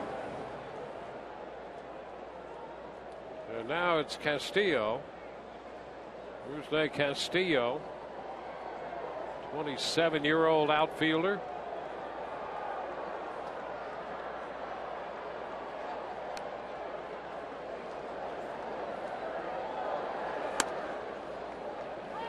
There's a strike. Castillo from Cuba, reportedly over $70 million, the deal they made to get him.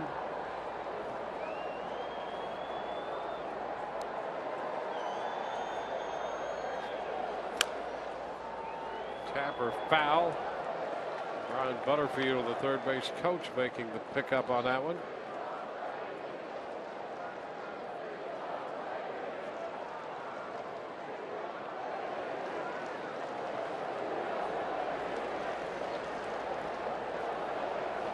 Two-strike count.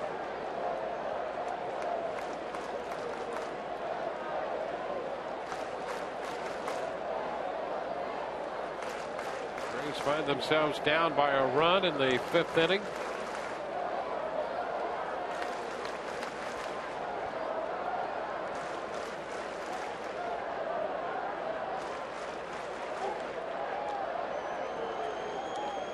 These are back in. And you saw Kurt Casale out there giving the signs, wondering if something is going to be put on here by the Red Sox, maybe to try to steal a run. 0-2 count, first and third. Foul back. Fastball foul down the right side.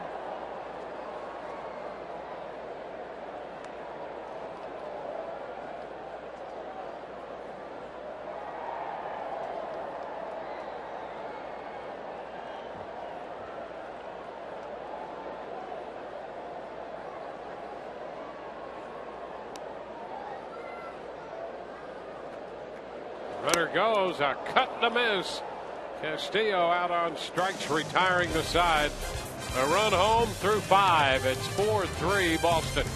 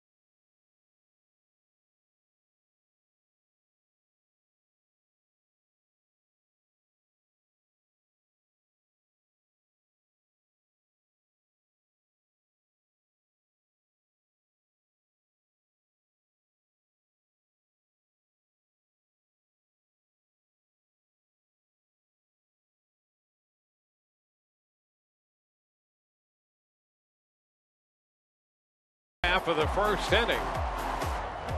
Alejandro Diaz drove in a run for Boston in that first, and Blake Swihart 2 more with a base hit into left. That made it a 3-1 game. Rays came back, got a run in the second. Steven Souza Jr. picked up an RBI, getting Montauk home. And in the third, Asdrubal Cabrera singled on a base hit by Mikey Montauk. That made it 3-3. Stayed that way until the bottom of the fifth, when it was again Alejandro Diaz with a base hit into right field, scoring Brock Holt. And on to the sixth inning we go in what is now a 4-3 ball game with Boston leading. And Alexi Ogando will be the new pitcher for the Red Sox to face the top of the order. Geyer lofts a high pop foul headed for the stands. Strike one. Well, it's been a rough month for Alexi Ogando. You see, he's appeared in 42 games. That ERA is 3.97. On July the 2nd, it was 2.72. And it's just been a series of poor outings for Ogando through the month of July, and now it's pressing 4.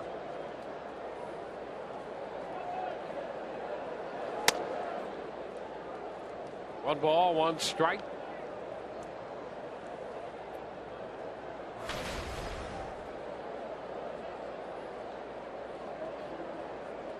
Brandon Geyer in the lineup against the left-hander. Eduardo Rodriguez pitched 5 innings, gave up 3 runs on 6 hits. Struck out 4, walked 4. Tap third base side, glove by Rutledge, and the quick throw to first in time. 1 away.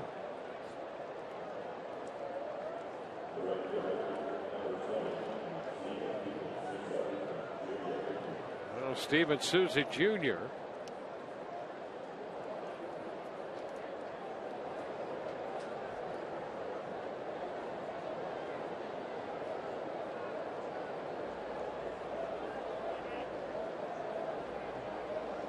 Souza 1 of 3.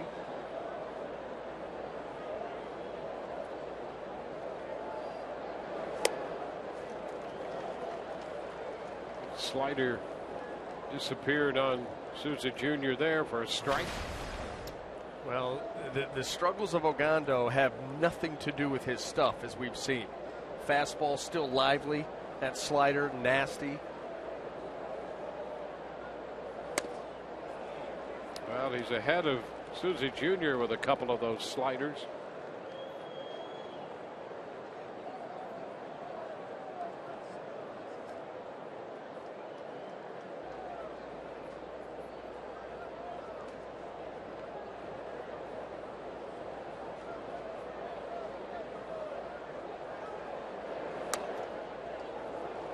Fastball wide.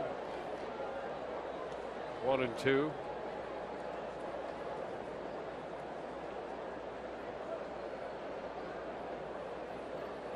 So 5 innings from the lefty. Now the right-hander.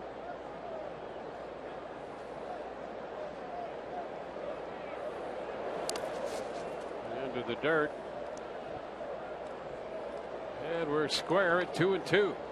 Sometimes that's what can happen when you continually throw off speed after off speed. You start to lose the feel for it. It'll be interesting to see here if Ogando sticks with that slider. That'd be 4, 5, 6 in a row.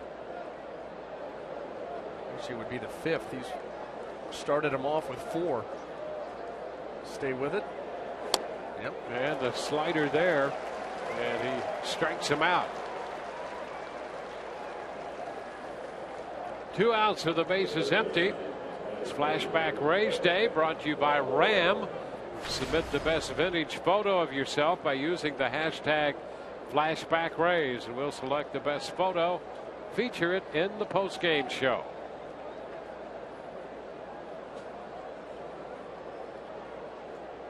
Here's Evan Longoria.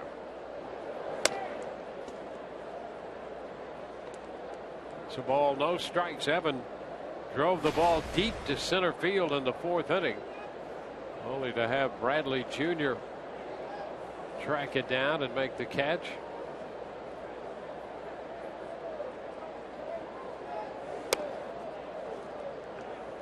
Two and 0.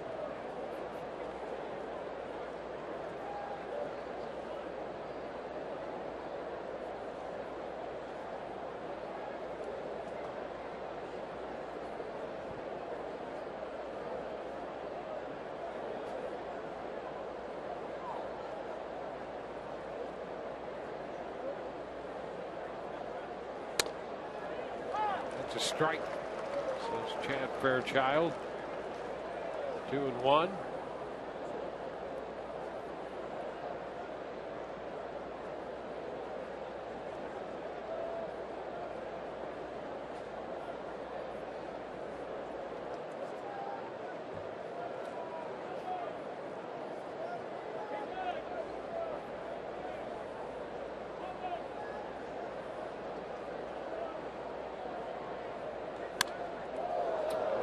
pitch fouled right back. 2-1 fastball. Longoria liked the location, fouled it back. Well, you think about his last at bat, the 3-1 fastball that he took a big healthy cut at and just fouled it off. There's a 2-1 fastball. Good numbers against Ogando. Yeah, he's had success like that against him. So that last pitch, he was thinking about more success.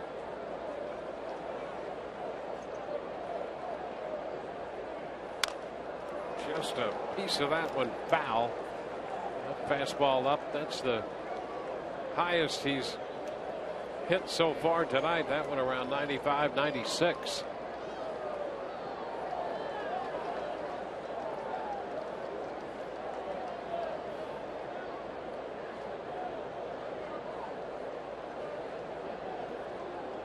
Rays are trying to get back to 500. Down by a run. Ground ball headed toward the middle. Stopped by Bogarts. Throw's not going to be in time. And Longoria has a hit. Well, that ball headed towards center field. Bogarts kept it on the infield but could not get it across in time. Yeah, and there was, nice effort, nice play, but no chance to complete it. This ball hit far enough away from Bogarts and deep up the middle that he had no shot. And Evan keeps this inning alive. He made the hurried throw and really could not get a full grip on that ball anyway. And even had he, the throw was not going to be there in time.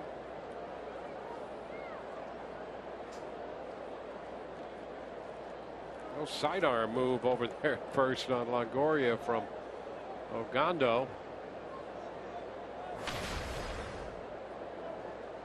Logan Forsythe looking for his first hit. He walked in the first, reached on an error in the fourth, officially 0 for 2. It's a strike around the knees. Eduardo Rodriguez pitched 5 innings and worked his way through the Rays lineup 3 separate times. Fourth plate appearance here for Forsythe as he faces Ogando.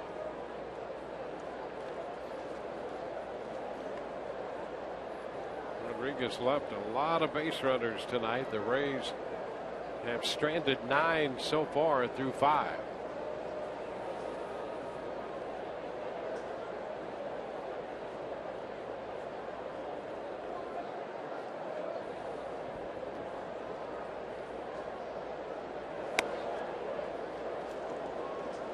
One and one.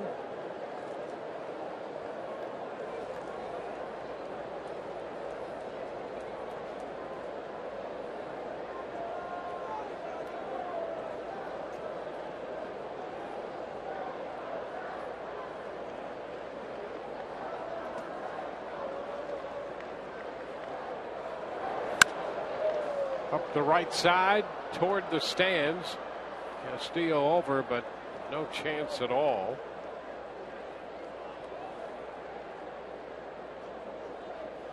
Well, now it's where you have to scramble, try to extend this at bat. Logan Forsythe, we see him shoot the ball to right field quick enough to pull the hands in and pull the ball. And so you've got to go to battle in here. You're in a bad count. Hope for a mistake and foul anything else off.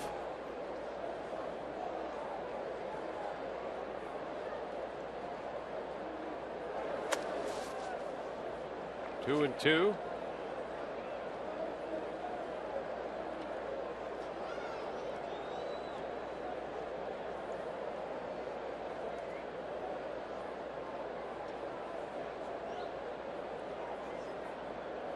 The Tigers had jumped to a 6-0 lead on the Orioles in Baltimore, and that's now the top of the 6th, and the Tiger lead is only 6-5.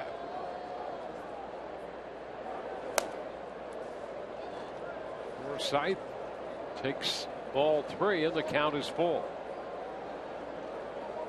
Royals had a 3-0 lead in Toronto on the Blue Jays, who tied it at the end of 4, 3-3. The Royals scored 2 in the 6th. They're now batting in the 7th. Kansas City leading at Toronto 5-3. 3-2 the count to Logan Forsythe. Fly ball center field. Bradley Jr. is going to go to the wall for this one, and with a leap before he gets there, makes the catch to retire the side. Deep, but not deep enough. A man left. 4-3 Boston.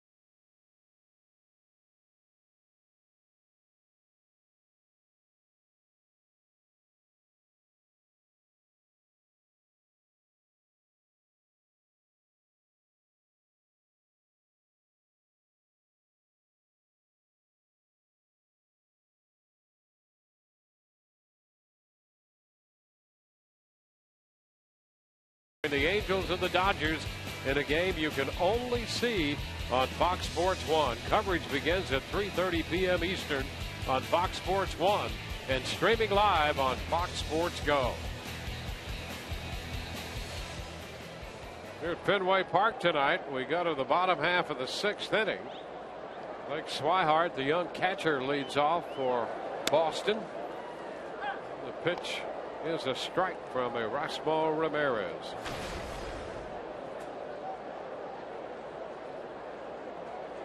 Swihart singled home 2 runs in the 1st inning. Lofts the fly ball toward the left field line, and Matuk is there. 1 away. Ramirez, through 5 1/3 now, has given up 4 runs, only 1 earned on 5 hits. Walks, 5 strikeouts in the mix. He just continues to battle, and he's still been economical with the pitches, considering all of the extra outs. It's a strike to Jackie Bradley Jr.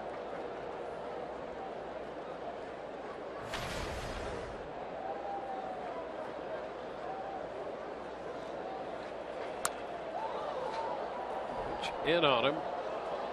Slider, some late move in toward the left-handed hitting Bradley. They almost used that pitch like a cutter, like a bigger cutter. That stayed same plane and really jammed it.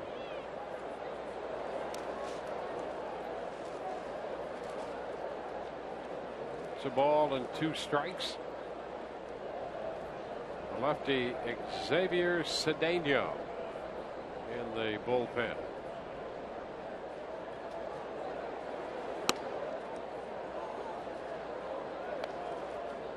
2-2.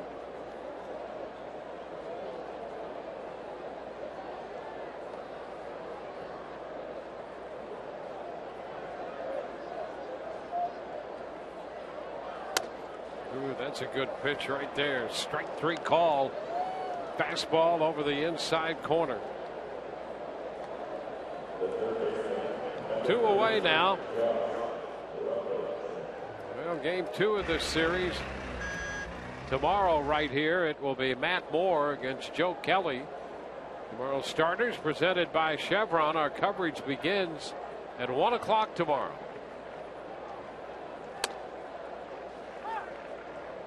Josh Rutledge looks at a strike.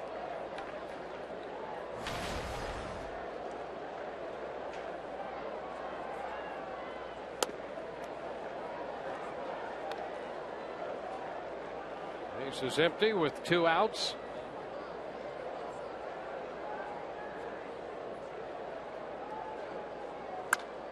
Down to third. Longoria picks it up and throws a strike. 1, 2, 3. Go the Red Sox. We move into the 7th inning from Boston. Rays down by 1.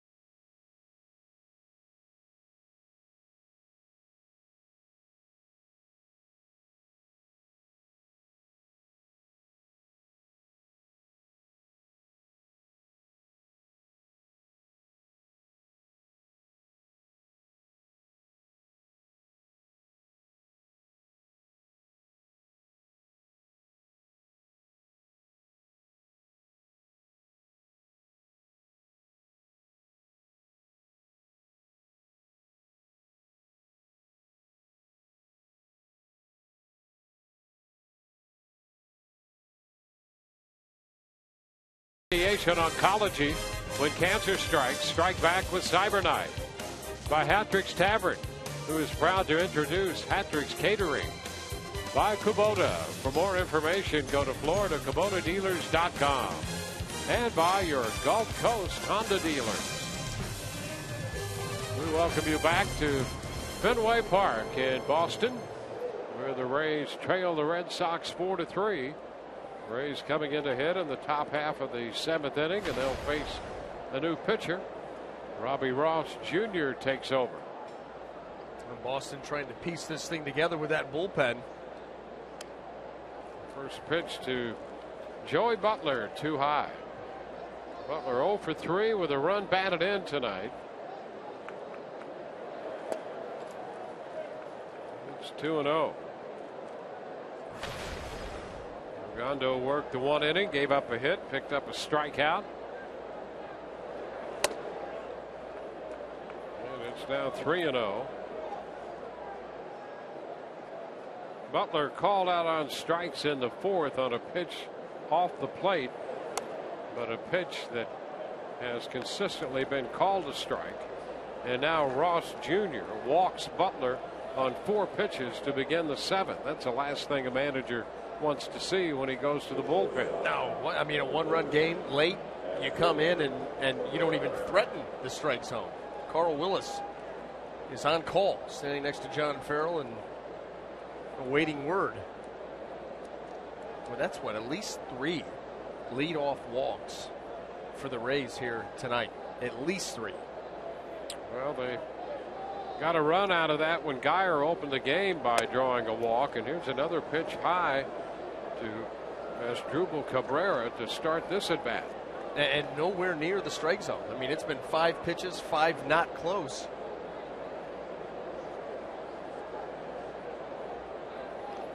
Ross Jr. has shuttled between Boston and Pawtucket. This is his 5th major league stint with Boston.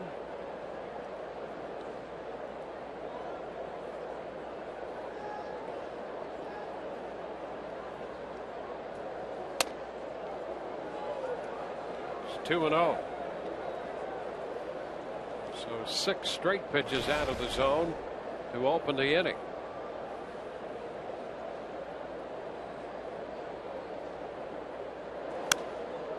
fouled right back on the fastball, the 2-0 fastball. And that was up. That very easily could have and should have been ball 3.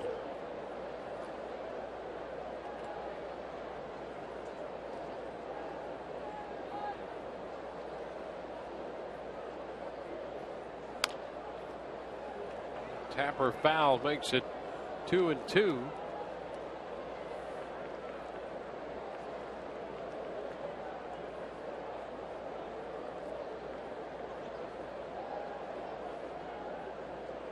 Cabrera singled and scored a run in the 3rd. Braves have left men on base in every inning tonight. Oh, that's strike 3 called on the outside part of the plate, says Chad Fairchild. That's been a tough pitch for these hitters tonight. Well, you know, I mean, it's been consistently, well, for the most part, has been called, but you've had to establish something. There it is. This pitch off the plate is Drupal Cabrera. That's been called on him a number of times here tonight. But, you know, that's still close enough that if you know it going in, you just try to spoil that pitch. Tim Beckham. The Tapper foul, strike 1.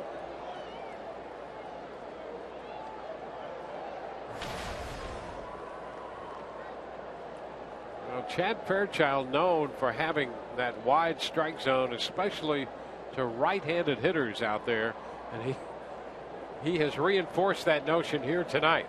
Yeah, and he's been wildly inconsistent in other areas of the strike zone. Calls nothing up, nothing at the top of the zone. High fly ball. Bradley Jr. in short center. Beckham is retired. But yeah, that's the one thing that you can count on is anything that's close. You've got to make a pass at it. Mikey Montook. It's a double and a single tonight in 3 official at-bats. He has a run scored and has driven in a run.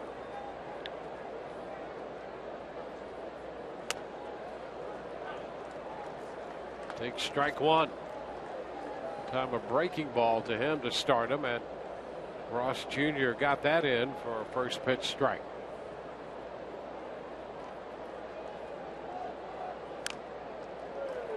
Two. Well, after that tough start to find the strike zone, here's Ross Jr. just a pitch away from closing out the 7th.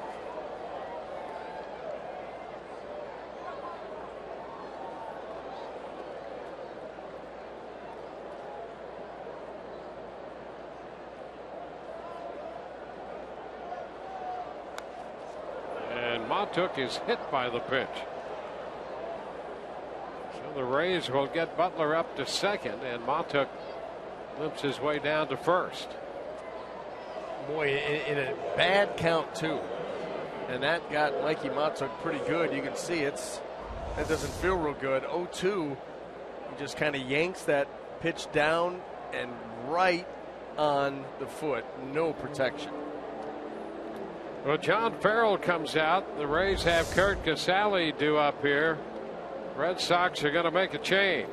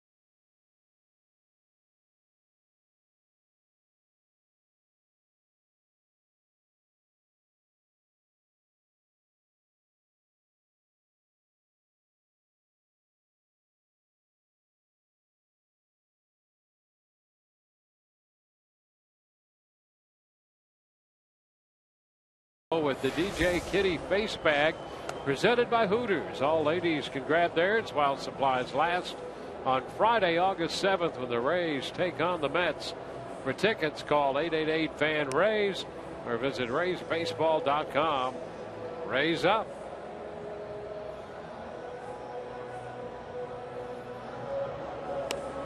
Shinichi Tozawa is the new pitcher for Boston. The Rays have 2 men on with 2 men out. Kurt Casale-Due, but John Jaso has emerged from the dugout.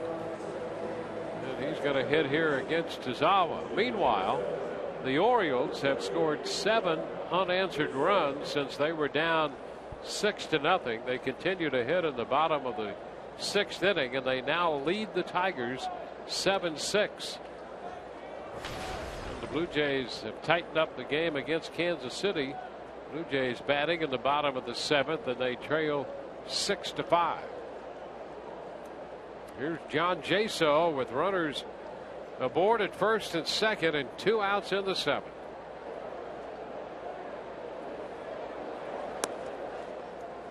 Jaso looks at it too low.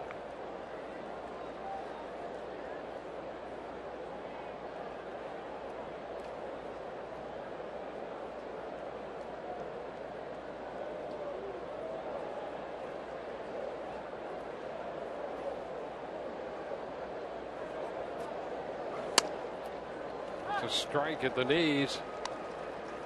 It's 1-1.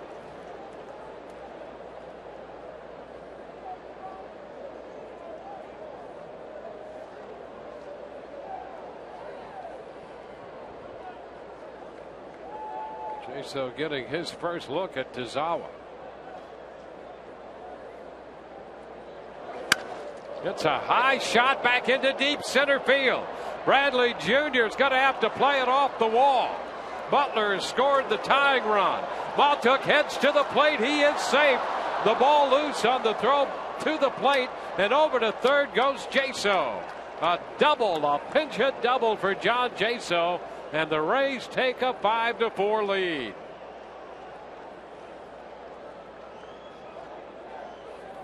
Well, Tozawa, nothing fancy here. He's just going to come out over the plate with a fastball. Had gotten back into the count with one. That's middle of the plate down, and John Jaso just drops the head, lets the velocity do the majority of the work, and pops that ball out there deep into center field. 2 outs, everybody's running, and they're going to score. So a big pinch hit for John Jaso.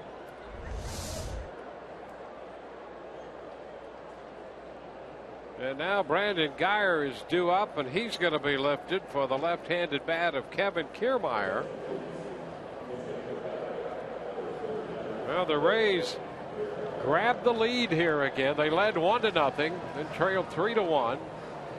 Got a run in the second, a run in the third to tie it. Boston with a 5th inning run to take a 4-3 lead. And now in the 7th, the Rays have scored 2 to make it 5-4.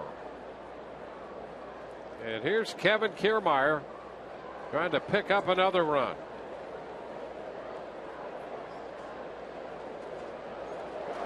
And he bunts, and bunts foul back into the stands for a strike.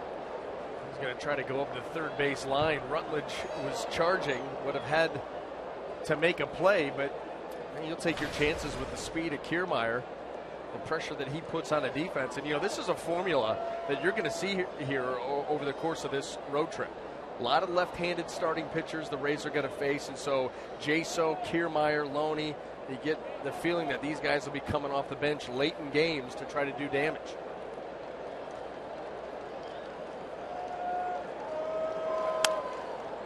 It's fouled back, and you know the bunting there, the Rays started to emphasize that a little bit more in a situation where, because of his speed, if he could get on and get a guy home utilizing that, that's not going to be out of the question for the Rays either.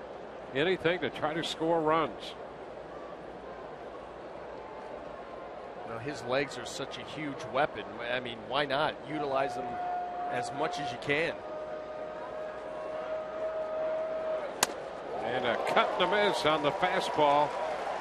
So Kiermaier's down on strikes, but the Rays take the lead. on the pinch hit double by John Jaso. And we go to the bottom of the 7th with the Rays leading 5-4.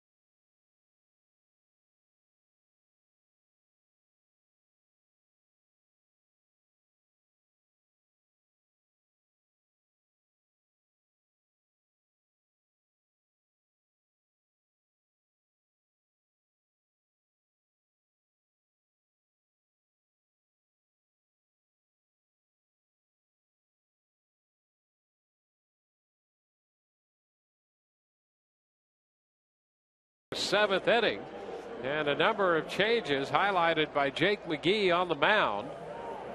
Jake becomes the second Rays pitcher following Erasmo Ramirez. 27th appearance for Jake. Rene Rivera now behind the plate. Casale lifted for the pinch hitter. Kevin Kiermaier in the game in center field. Geyer had started out there. And James Loney will take over at first base, with Forsythe moving to second base.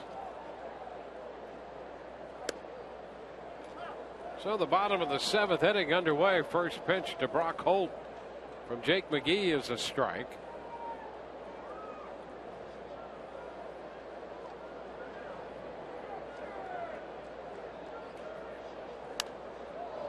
Foul ball out of play, and it's 0-2.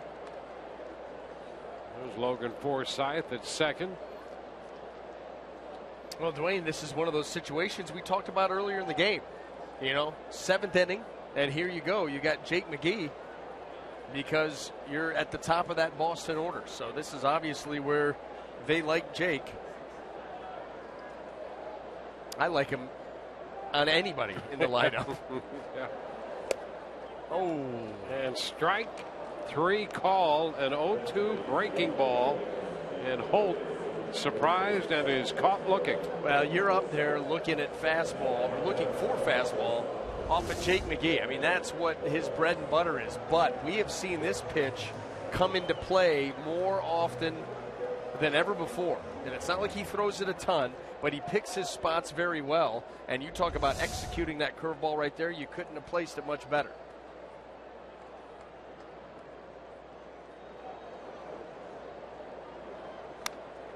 Bogarts fouling it back. Going to wade into the mid-90s fastball. Strike one, Xander Bogaerts. Officially 0 for 3, reached on an error in the first inning and scored a run.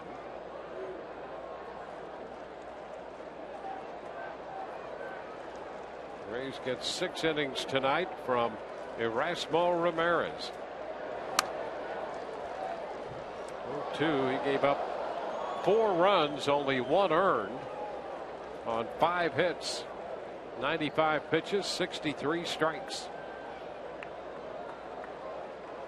Well, he's going to have an opportunity here to put himself in a position to get a win. He kept his team. There's some sloppy defense behind Erasmo. He just continued to pitch, and quite effectively, considering. Way up. It's now a ball and 2 strikes. Well, if Rene Rivera wasn't stretched out before, he most certainly is now. In mid to upper 90s, up and away. And you got to come out of that crouch with all that equipment on.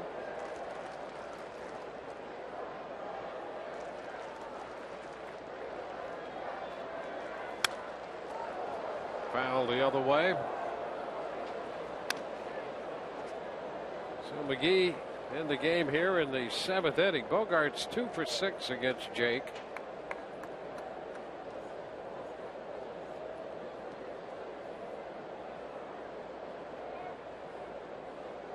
Five, 8, and 3 for the Rays, and 4, 5, and 2 for Boston. 5 errors in this game. Also had a couple wild pitches just for good measure. Soft chopper. That's Longoria, and a nice play on the reach in there by Loney on the receiving end to come up with that throw. Well, Evan Longoria is going to have to hurry, and he's able to get to this ball before the second bounce, but then you got to get rid of it. Right there, he's able to get it. Maybe he did play it on the short hop, and no, he got it. And then get rid of it quickly. And James Loney with the snow cone. Base is empty, 2 gone. David Ortiz in the box.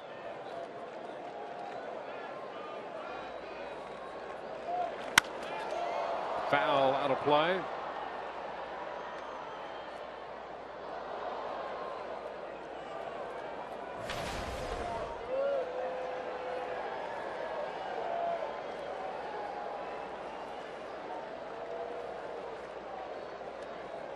Been a hot homestand for David Ortiz. He came into this game 10 of 23 on the homestand with 3 home runs and 11 runs batted in.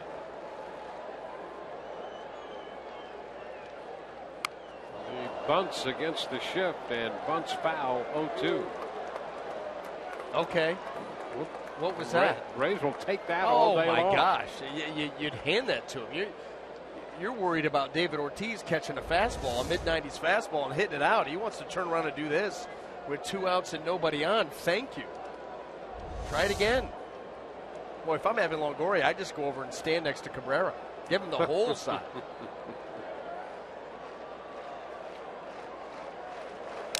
And the pitch foul back.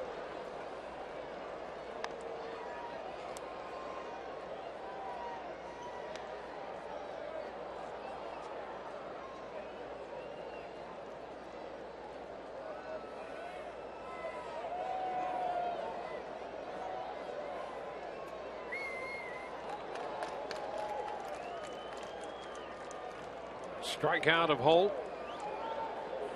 Chopper down to third by Bogarts. A 2-strike count on David Ortiz. And there's that breaking ball that had Ortiz double taking, and the ball stayed up and in and off the mitt of Rivera. The one thing that it did do, though, it changed the eye level of David Ortiz and the speed of it. Threw him off just a little bit. He comes back with a fastball here to look like it's 100. Oh, how about that? He doubled up. 2 and 2. That could be the first double up on the hook of his career. Yeah, we should make a note of that. You should. Where's the little black book? Yeah, we're going to put that right down there. No, the other one. Yeah, the little one. I got that one. It's got all the special stuff in it. 2-2, and it's popped up foul. That's going to head into the stands.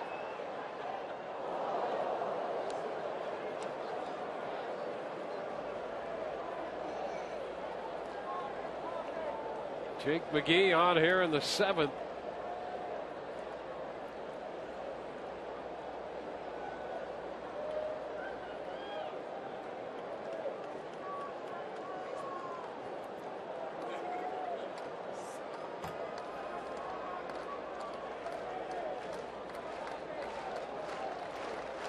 2-2. And a tap foul.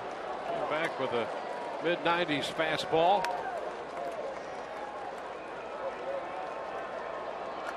We saw the double up on the curveball. Could we see the first at bat where he throws 3 in one at bat? Yeah, that would be a surprise and perhaps groundbreaking.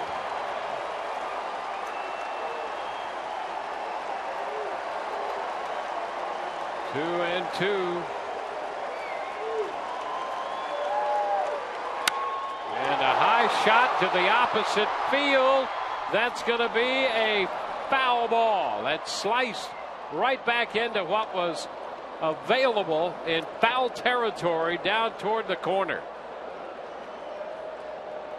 Boy, off the bat, you had really, really bad thoughts about that, knowing the strength of David Ortiz and the short wall out there in left. But that ball sliced right into that corner, and you can see not a lot of room to play with.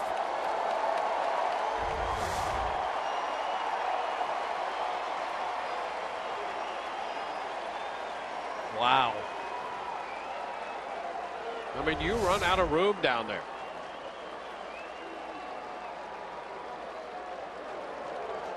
There it is. 4 to 6 inches foul.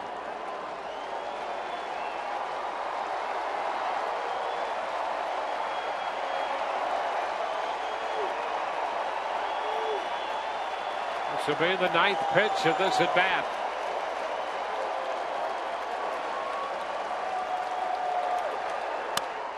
And a high popper right side. That ball is headed for the stands.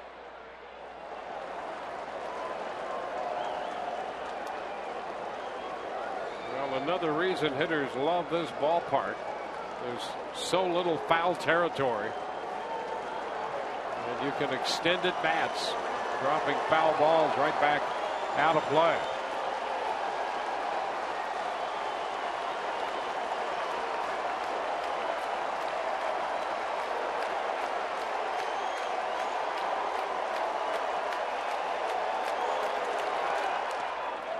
It's down. He did. He came with another breaking ball. 10 pitches. And 3 breaking balls out of the 10. And the count is full. Well, that one an easier take for David Ortiz. That ball coming out of the hand low. Well, here we go. This 3 balls, 2 strikes. Some kind of at bat here by David Ortiz.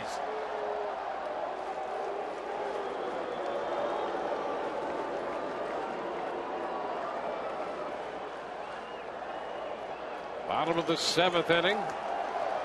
Rays scored 2 to take the lead in the top of the inning. The 11th pitch of this at bat. And it's ball 4, getting away from Rivera. A little extra at 98 on that pitch. And Ortiz really works the walk. Well, he got Jake McGee to overthrow the last 2 pitches of that at bat. He spiked the curveball and then tried to overthrow that heater and yanked that into the dirt. That'll be Mike Napoli.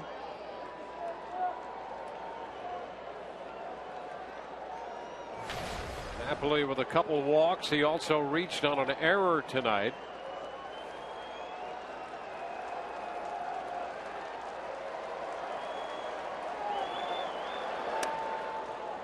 And the first pitch is a strike fastball.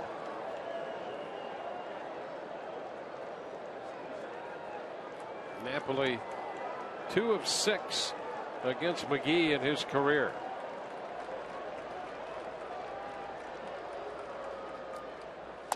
Big cut and a miss. 0-2. You know, I often wonder why, with a guy like Jake McGee, and we talk about him using the breaking ball more. However, this is what he's going to do. Why do you take that first one right down the middle? Now you took your one swing and missed it. You got one left.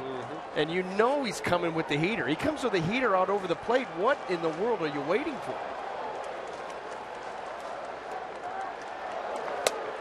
Did he go? He checked in time, says Sam Holbrook.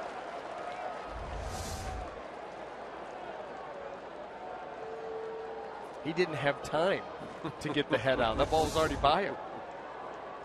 Too hard.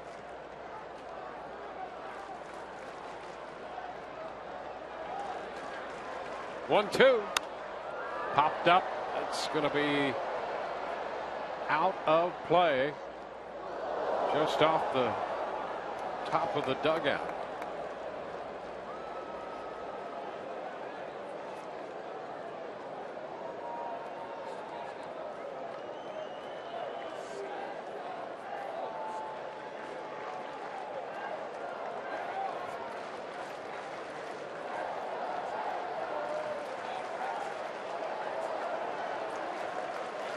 One and two.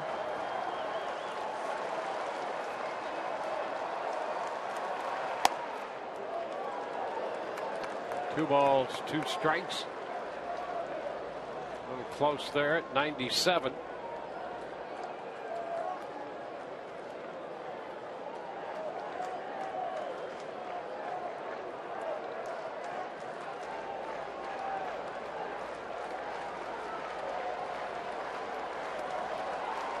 Here we go, 2-2. High shot back into left field. Montauk looking up, and that ball is going to get out. Home run on a 2-2 pitch. He turns around a fastball at 96.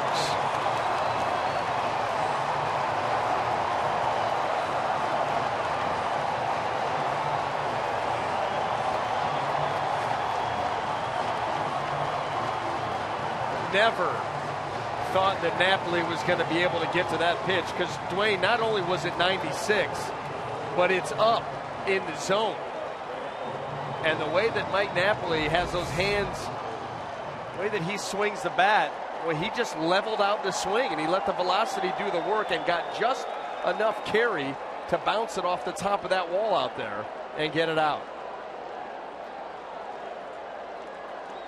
And that makes it a 6-5 ball game. Napoli hitting his 13th home run of the year.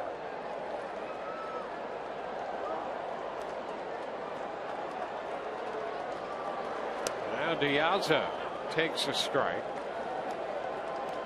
Go back to that at bat by David Ortiz and the battle that he put up to earn that walk, and he did earn it. 11 pitches. With 2 outs, he walked, and Napoli on a 2-2 fastball hits it out. 0-2 the count to Diaza.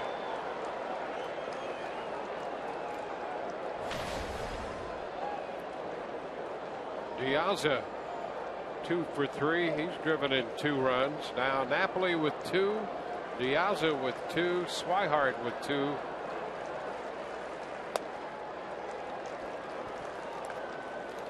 1 ball, 2 strikes. Here's that pitch.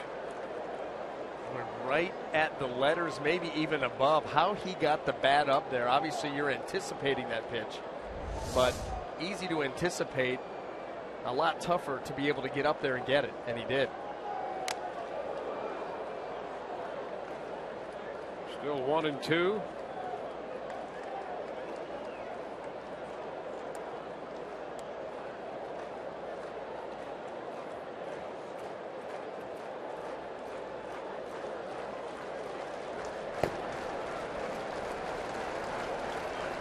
Brandon Gomes up in the bullpen now.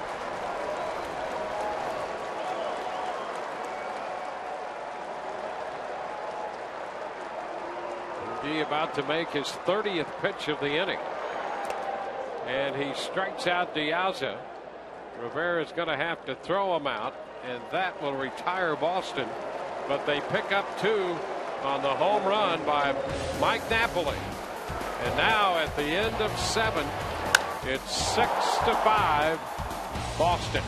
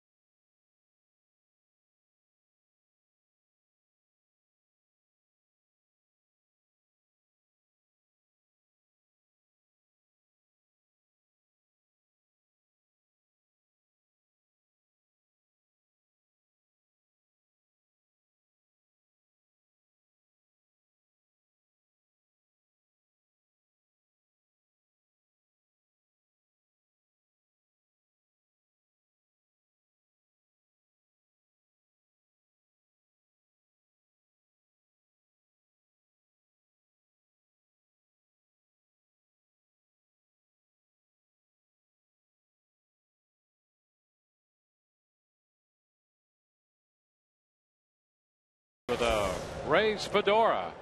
Come on down to Tropicana Field Saturday, August 8th. Watch the Rays battle it out with the Mets and receive a Rays fedora while you're at it. For tickets and more info, call 888-FAN-RAYS or pay a visit to RaysBaseball.com. They're very durable. You can just throw your fedora wherever the floor is, and it will keep its shape. Bounce back for more. Rays hoping they can bounce back here. Foul ball by Steven Souza Jr. opening the 8th. Fouls it out of play.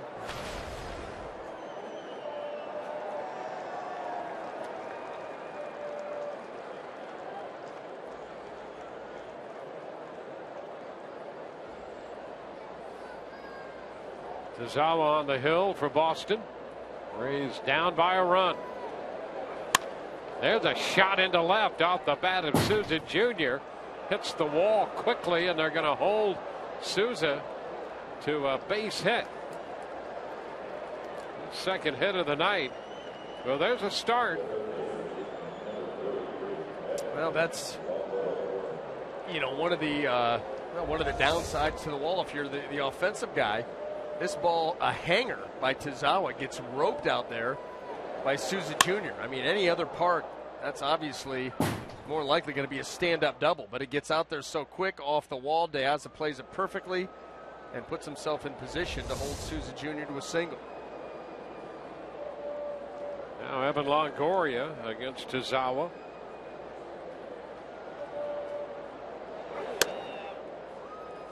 The pitch a little bit wide this time, says Chad Fairchild. 1 ball, no strikes.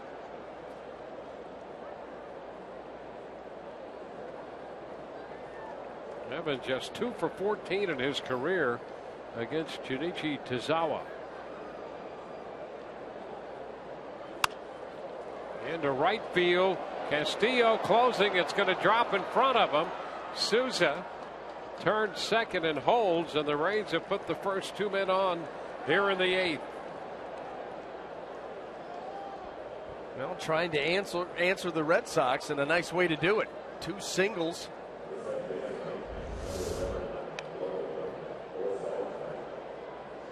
Boy, that ball right off the end of the bat. Little pitch that was moving away from Evan, and he reaches out and just plops it out there into right field.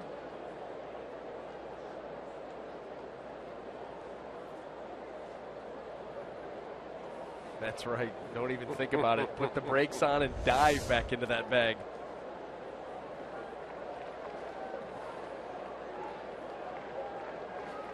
First 2 men aboard in the 8th for the Rays.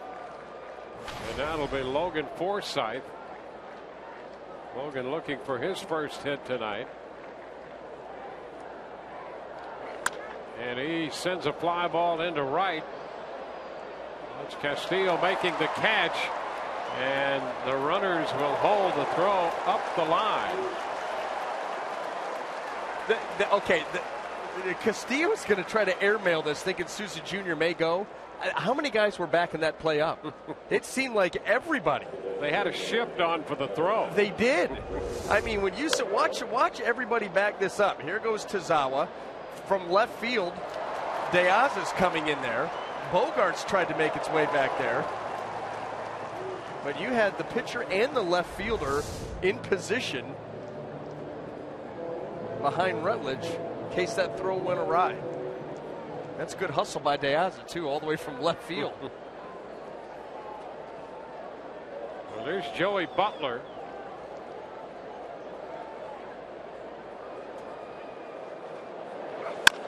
Ground ball to short. Bogarts to second one. One hopper into first, and it's in time to complete the double play. Rays start the inning with 2 hits, get nothing, and leave 1. Butler's double play ball ends the threat here in the top of the 8th inning.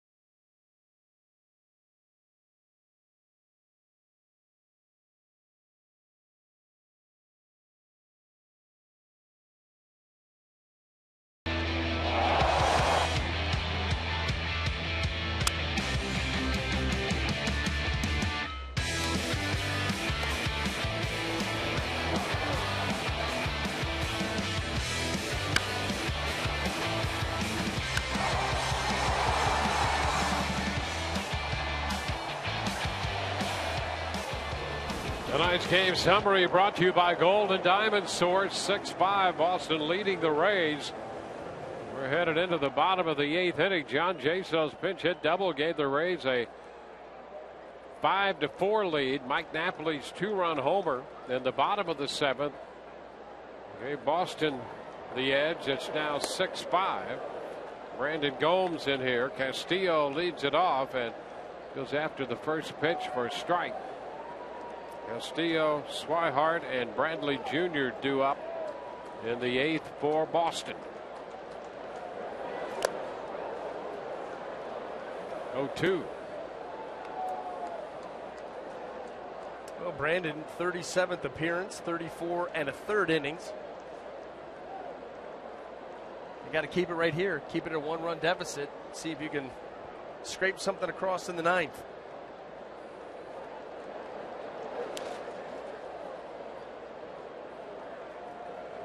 One ball, 2 strikes.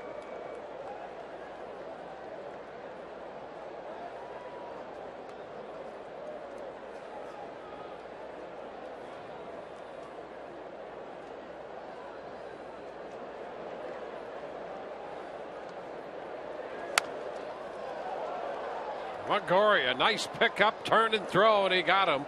Dandy play right there.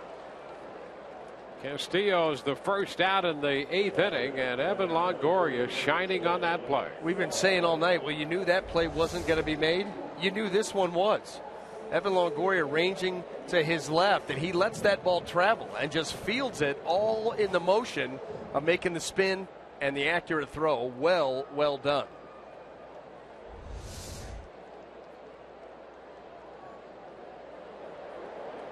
Swihart, hitting left-handed, takes the pitch wide.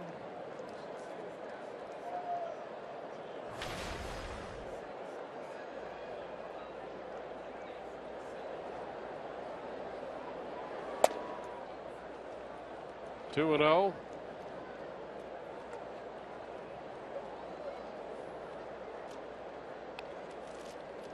Ramirez worked 6, McGee 1, and now Gomes in here.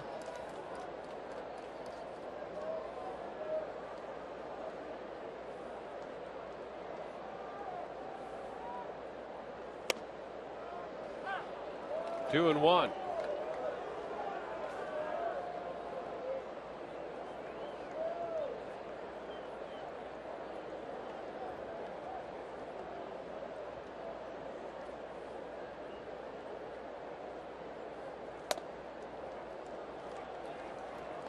Make it 3 and 1. Gomes worked Tuesday, and the Rays went over the Tigers at the Trop 10-2.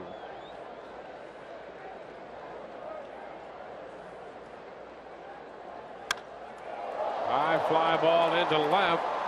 Montuk's going to have to go back. He leaps, and the ball is going to be off the wall. Kiermaier over to field it on the rebound. And Swihart winds up at second. And you could see how tentative Montuk was as he went back toward the wall there. Well, it's a tough wall to play, and I guarantee you what Montuk is thinking is you don't want to get caught too close to the wall and have the ball bound over your head. So you're right, he goes back tentatively, doesn't find the area that he needs to jump to until it's too late, and that ball's just wide of the glove. Just completely missed the jump and where he was supposed to be. But that's what you get nervous doing, those balls that carry back there. You don't want to get caught too close. Jackie Bradley Jr. Sort of fastball for a strike. Well, that's a tough call to make too, and a tough assignment for Mikey Montuk, especially when you haven't been out there. Yeah, I mean that's a challenge.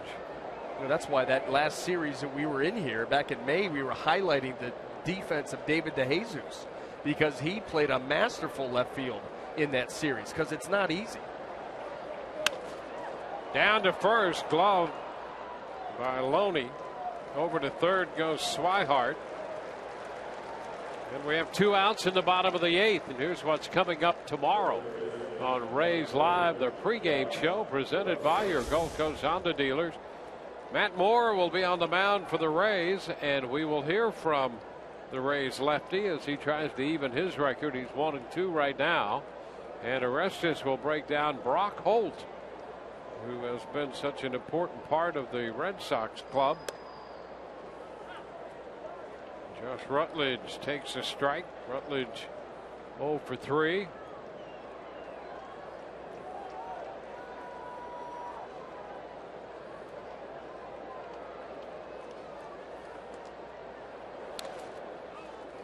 One and one. Tremendous block there by Rivera on a breaking ball that was well wide of the plate with the runner down at third. Imperative that you keep those balls in front. He did a great job.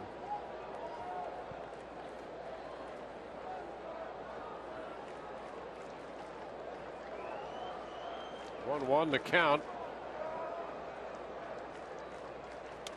And this one up and away from Rivera. And Swihart's going to score to give Boston a 2-run lead.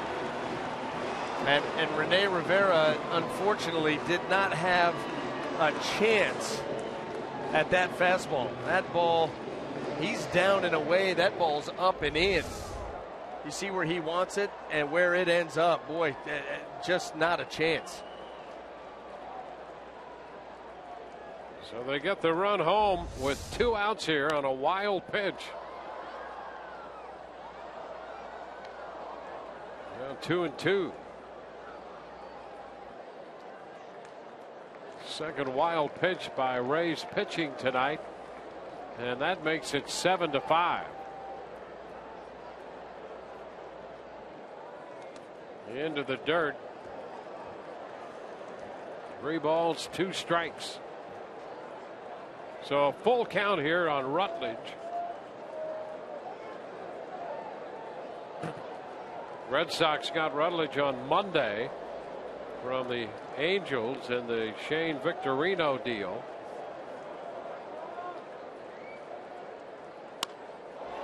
And he punches a base hit into right. Rutledge has his first hit of the night. A 2-out single.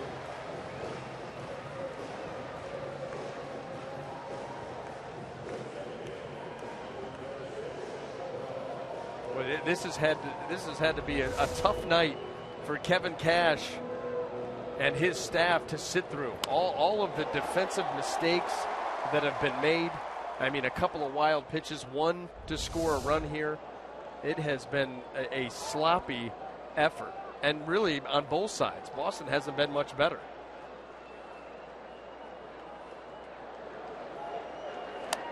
Brock Holt misses a fastball, strike 1.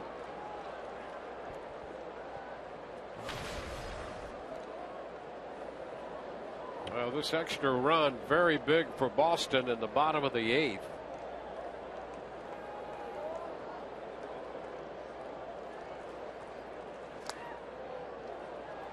Well, 1 ball, 1 strike.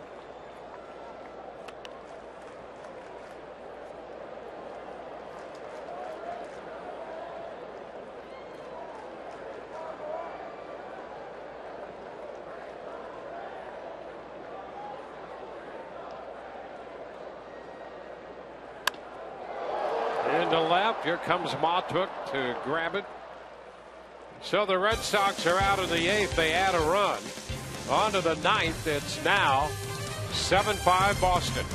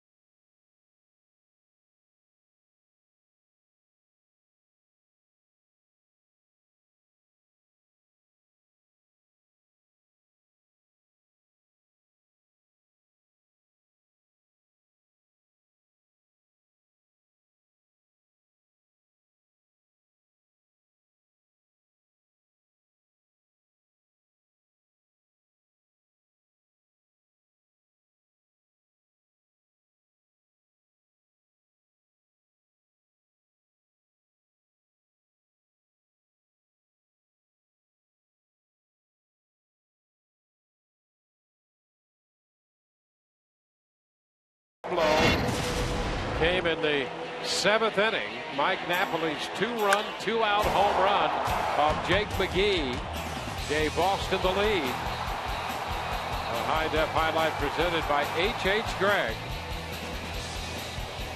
Boston added a run in the 8th inning, so it's a 2-run deficit for the Rays coming into bat in the 9th inning, and they'll face Koji Uehara, the closer for Boston and pitcher number 5. 22 out of 24, more than a strikeout an inning, opponent's average of 191, and he doesn't do it with a lot of pomp and circumstance. I mean, that fastball is going to be upper 80s, but he has a number of different styles of split that he will throw at you. Elevated fastball, split below the zone. Good luck. Well, the Rays need a base runner or two, and here's Asdrubal Cabrera to lead it off to see what they can do against Uehara. 1 ball, no strikes. Cabrera has never had a hit off Uehara. He is 0 for 5. 2-0.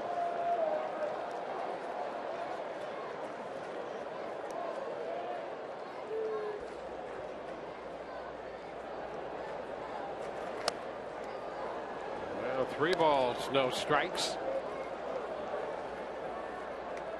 In the series these two teams played here back in May, the Rays won 2 out of 3 and limited the Red Sox to 6 runs total in those 3 games. The Red Sox have 7 runs tonight in this one.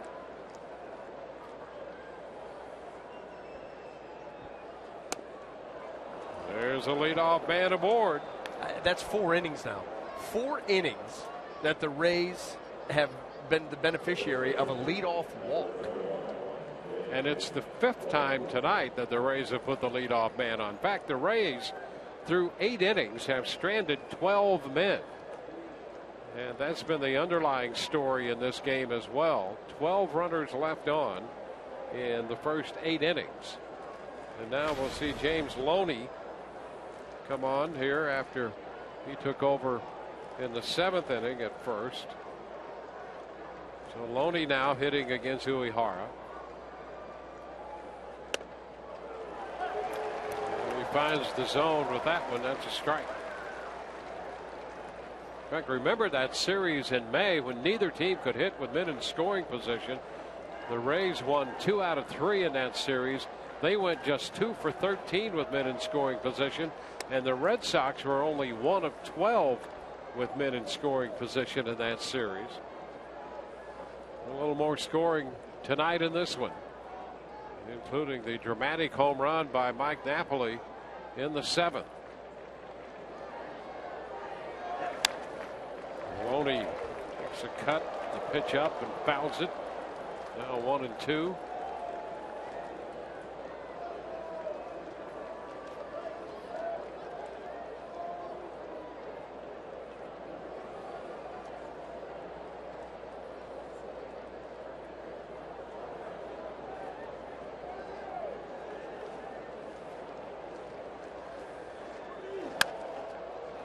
Toward the corner in the line and left, but Diaz is going to be there to make the catch. Cabrera back to first.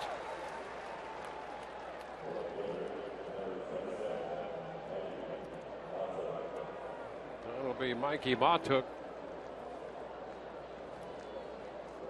the rookie, up here against the 40-year-old right-hander.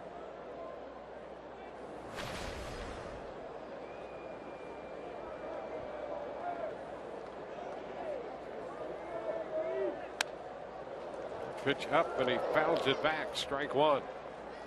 Well, took 2 for 3 tonight with a run batted in, a run scored, 2 runs scored. He doubled and scored in the 2nd, was hit by a pitch and scored in the 7th.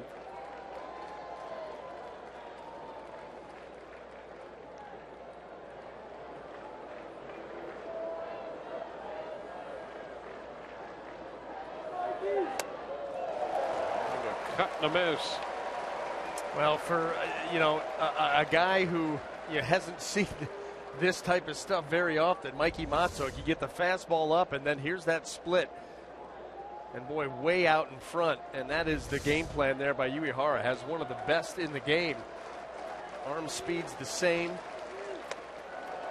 And there is strike 3 called. When you talk about getting a hitter in between, you know, fastball, strike 1, changeup, you're out in front, and all of a sudden you're sitting back thinking you're going to get another split. You see a pitch out of the hand down, you take it, and it is a center cut fastball at 87. And you just can't pull the trigger. You're thinking a split to put me away, and it wasn't. There's Rene Rivera. Cut the miss.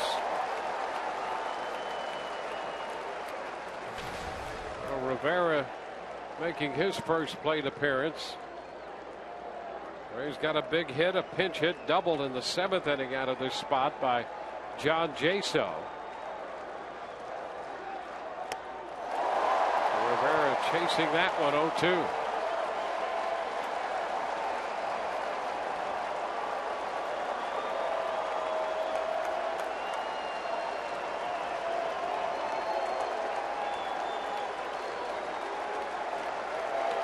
A 2-strike count. This one low and away with Cabrera moving up to second base. He moves up on indifference.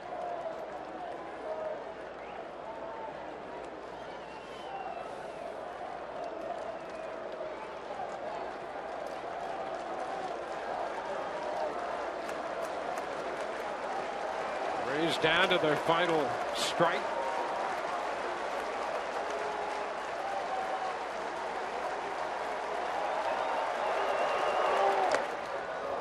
Ball 2.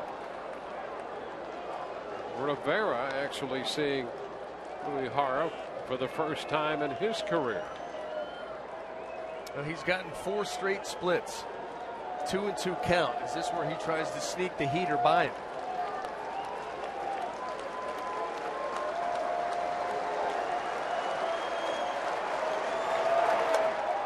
Did he go? He did not. Sam Holbrook says that's ball 3 and the count is full. Well, yeah, he held up. That's a good job by Rene Rivera. He's shaking his head. No, I did not. He's right.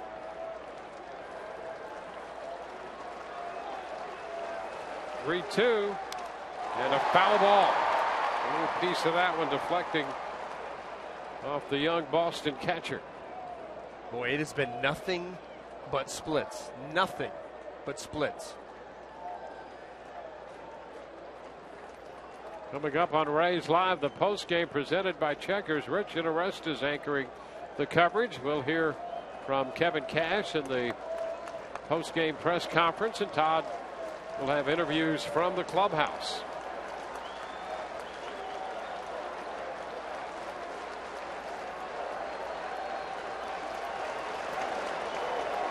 (3-2) the count to Rene Rivera, and he fouls it back to keep it going.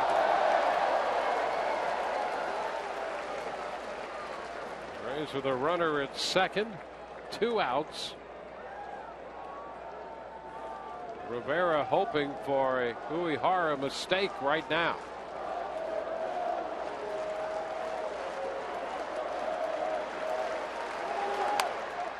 Popped up, foul. That will carry out of play. Well, the young catcher Swihart hustling to the stands just in case somehow that ball came back.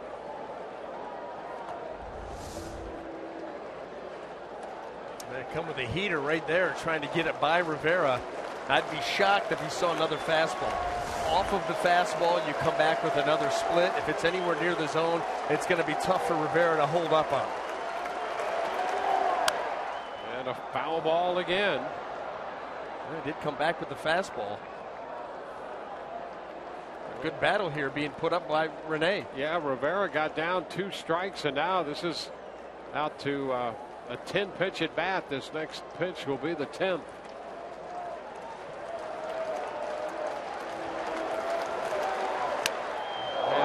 broken bat and a roller foul. It barreled into that bat, splintering, chipping away. Caught her right off the edge. Right off the edge.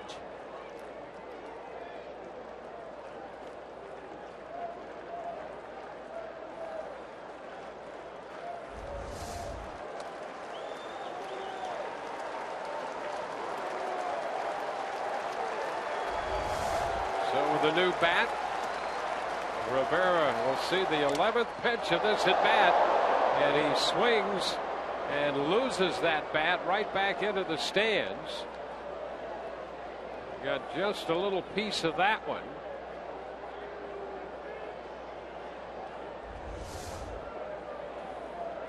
Well, that into the stands just to the left of the screen behind the plate.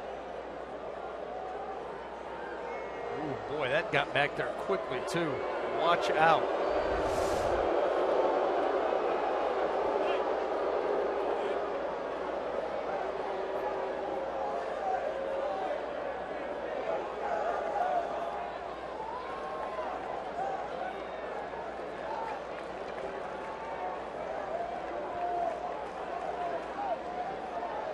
So right down to the wire here. Everybody appears to be all right. Back of the plate there to the side of the screen.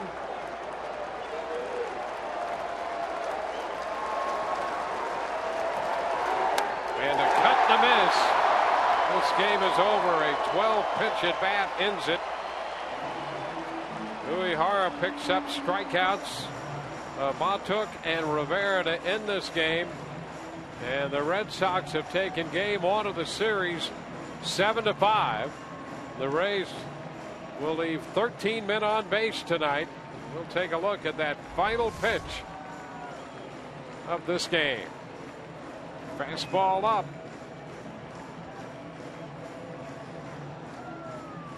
So a save for Uehara. That's going to be his 23rd of the year.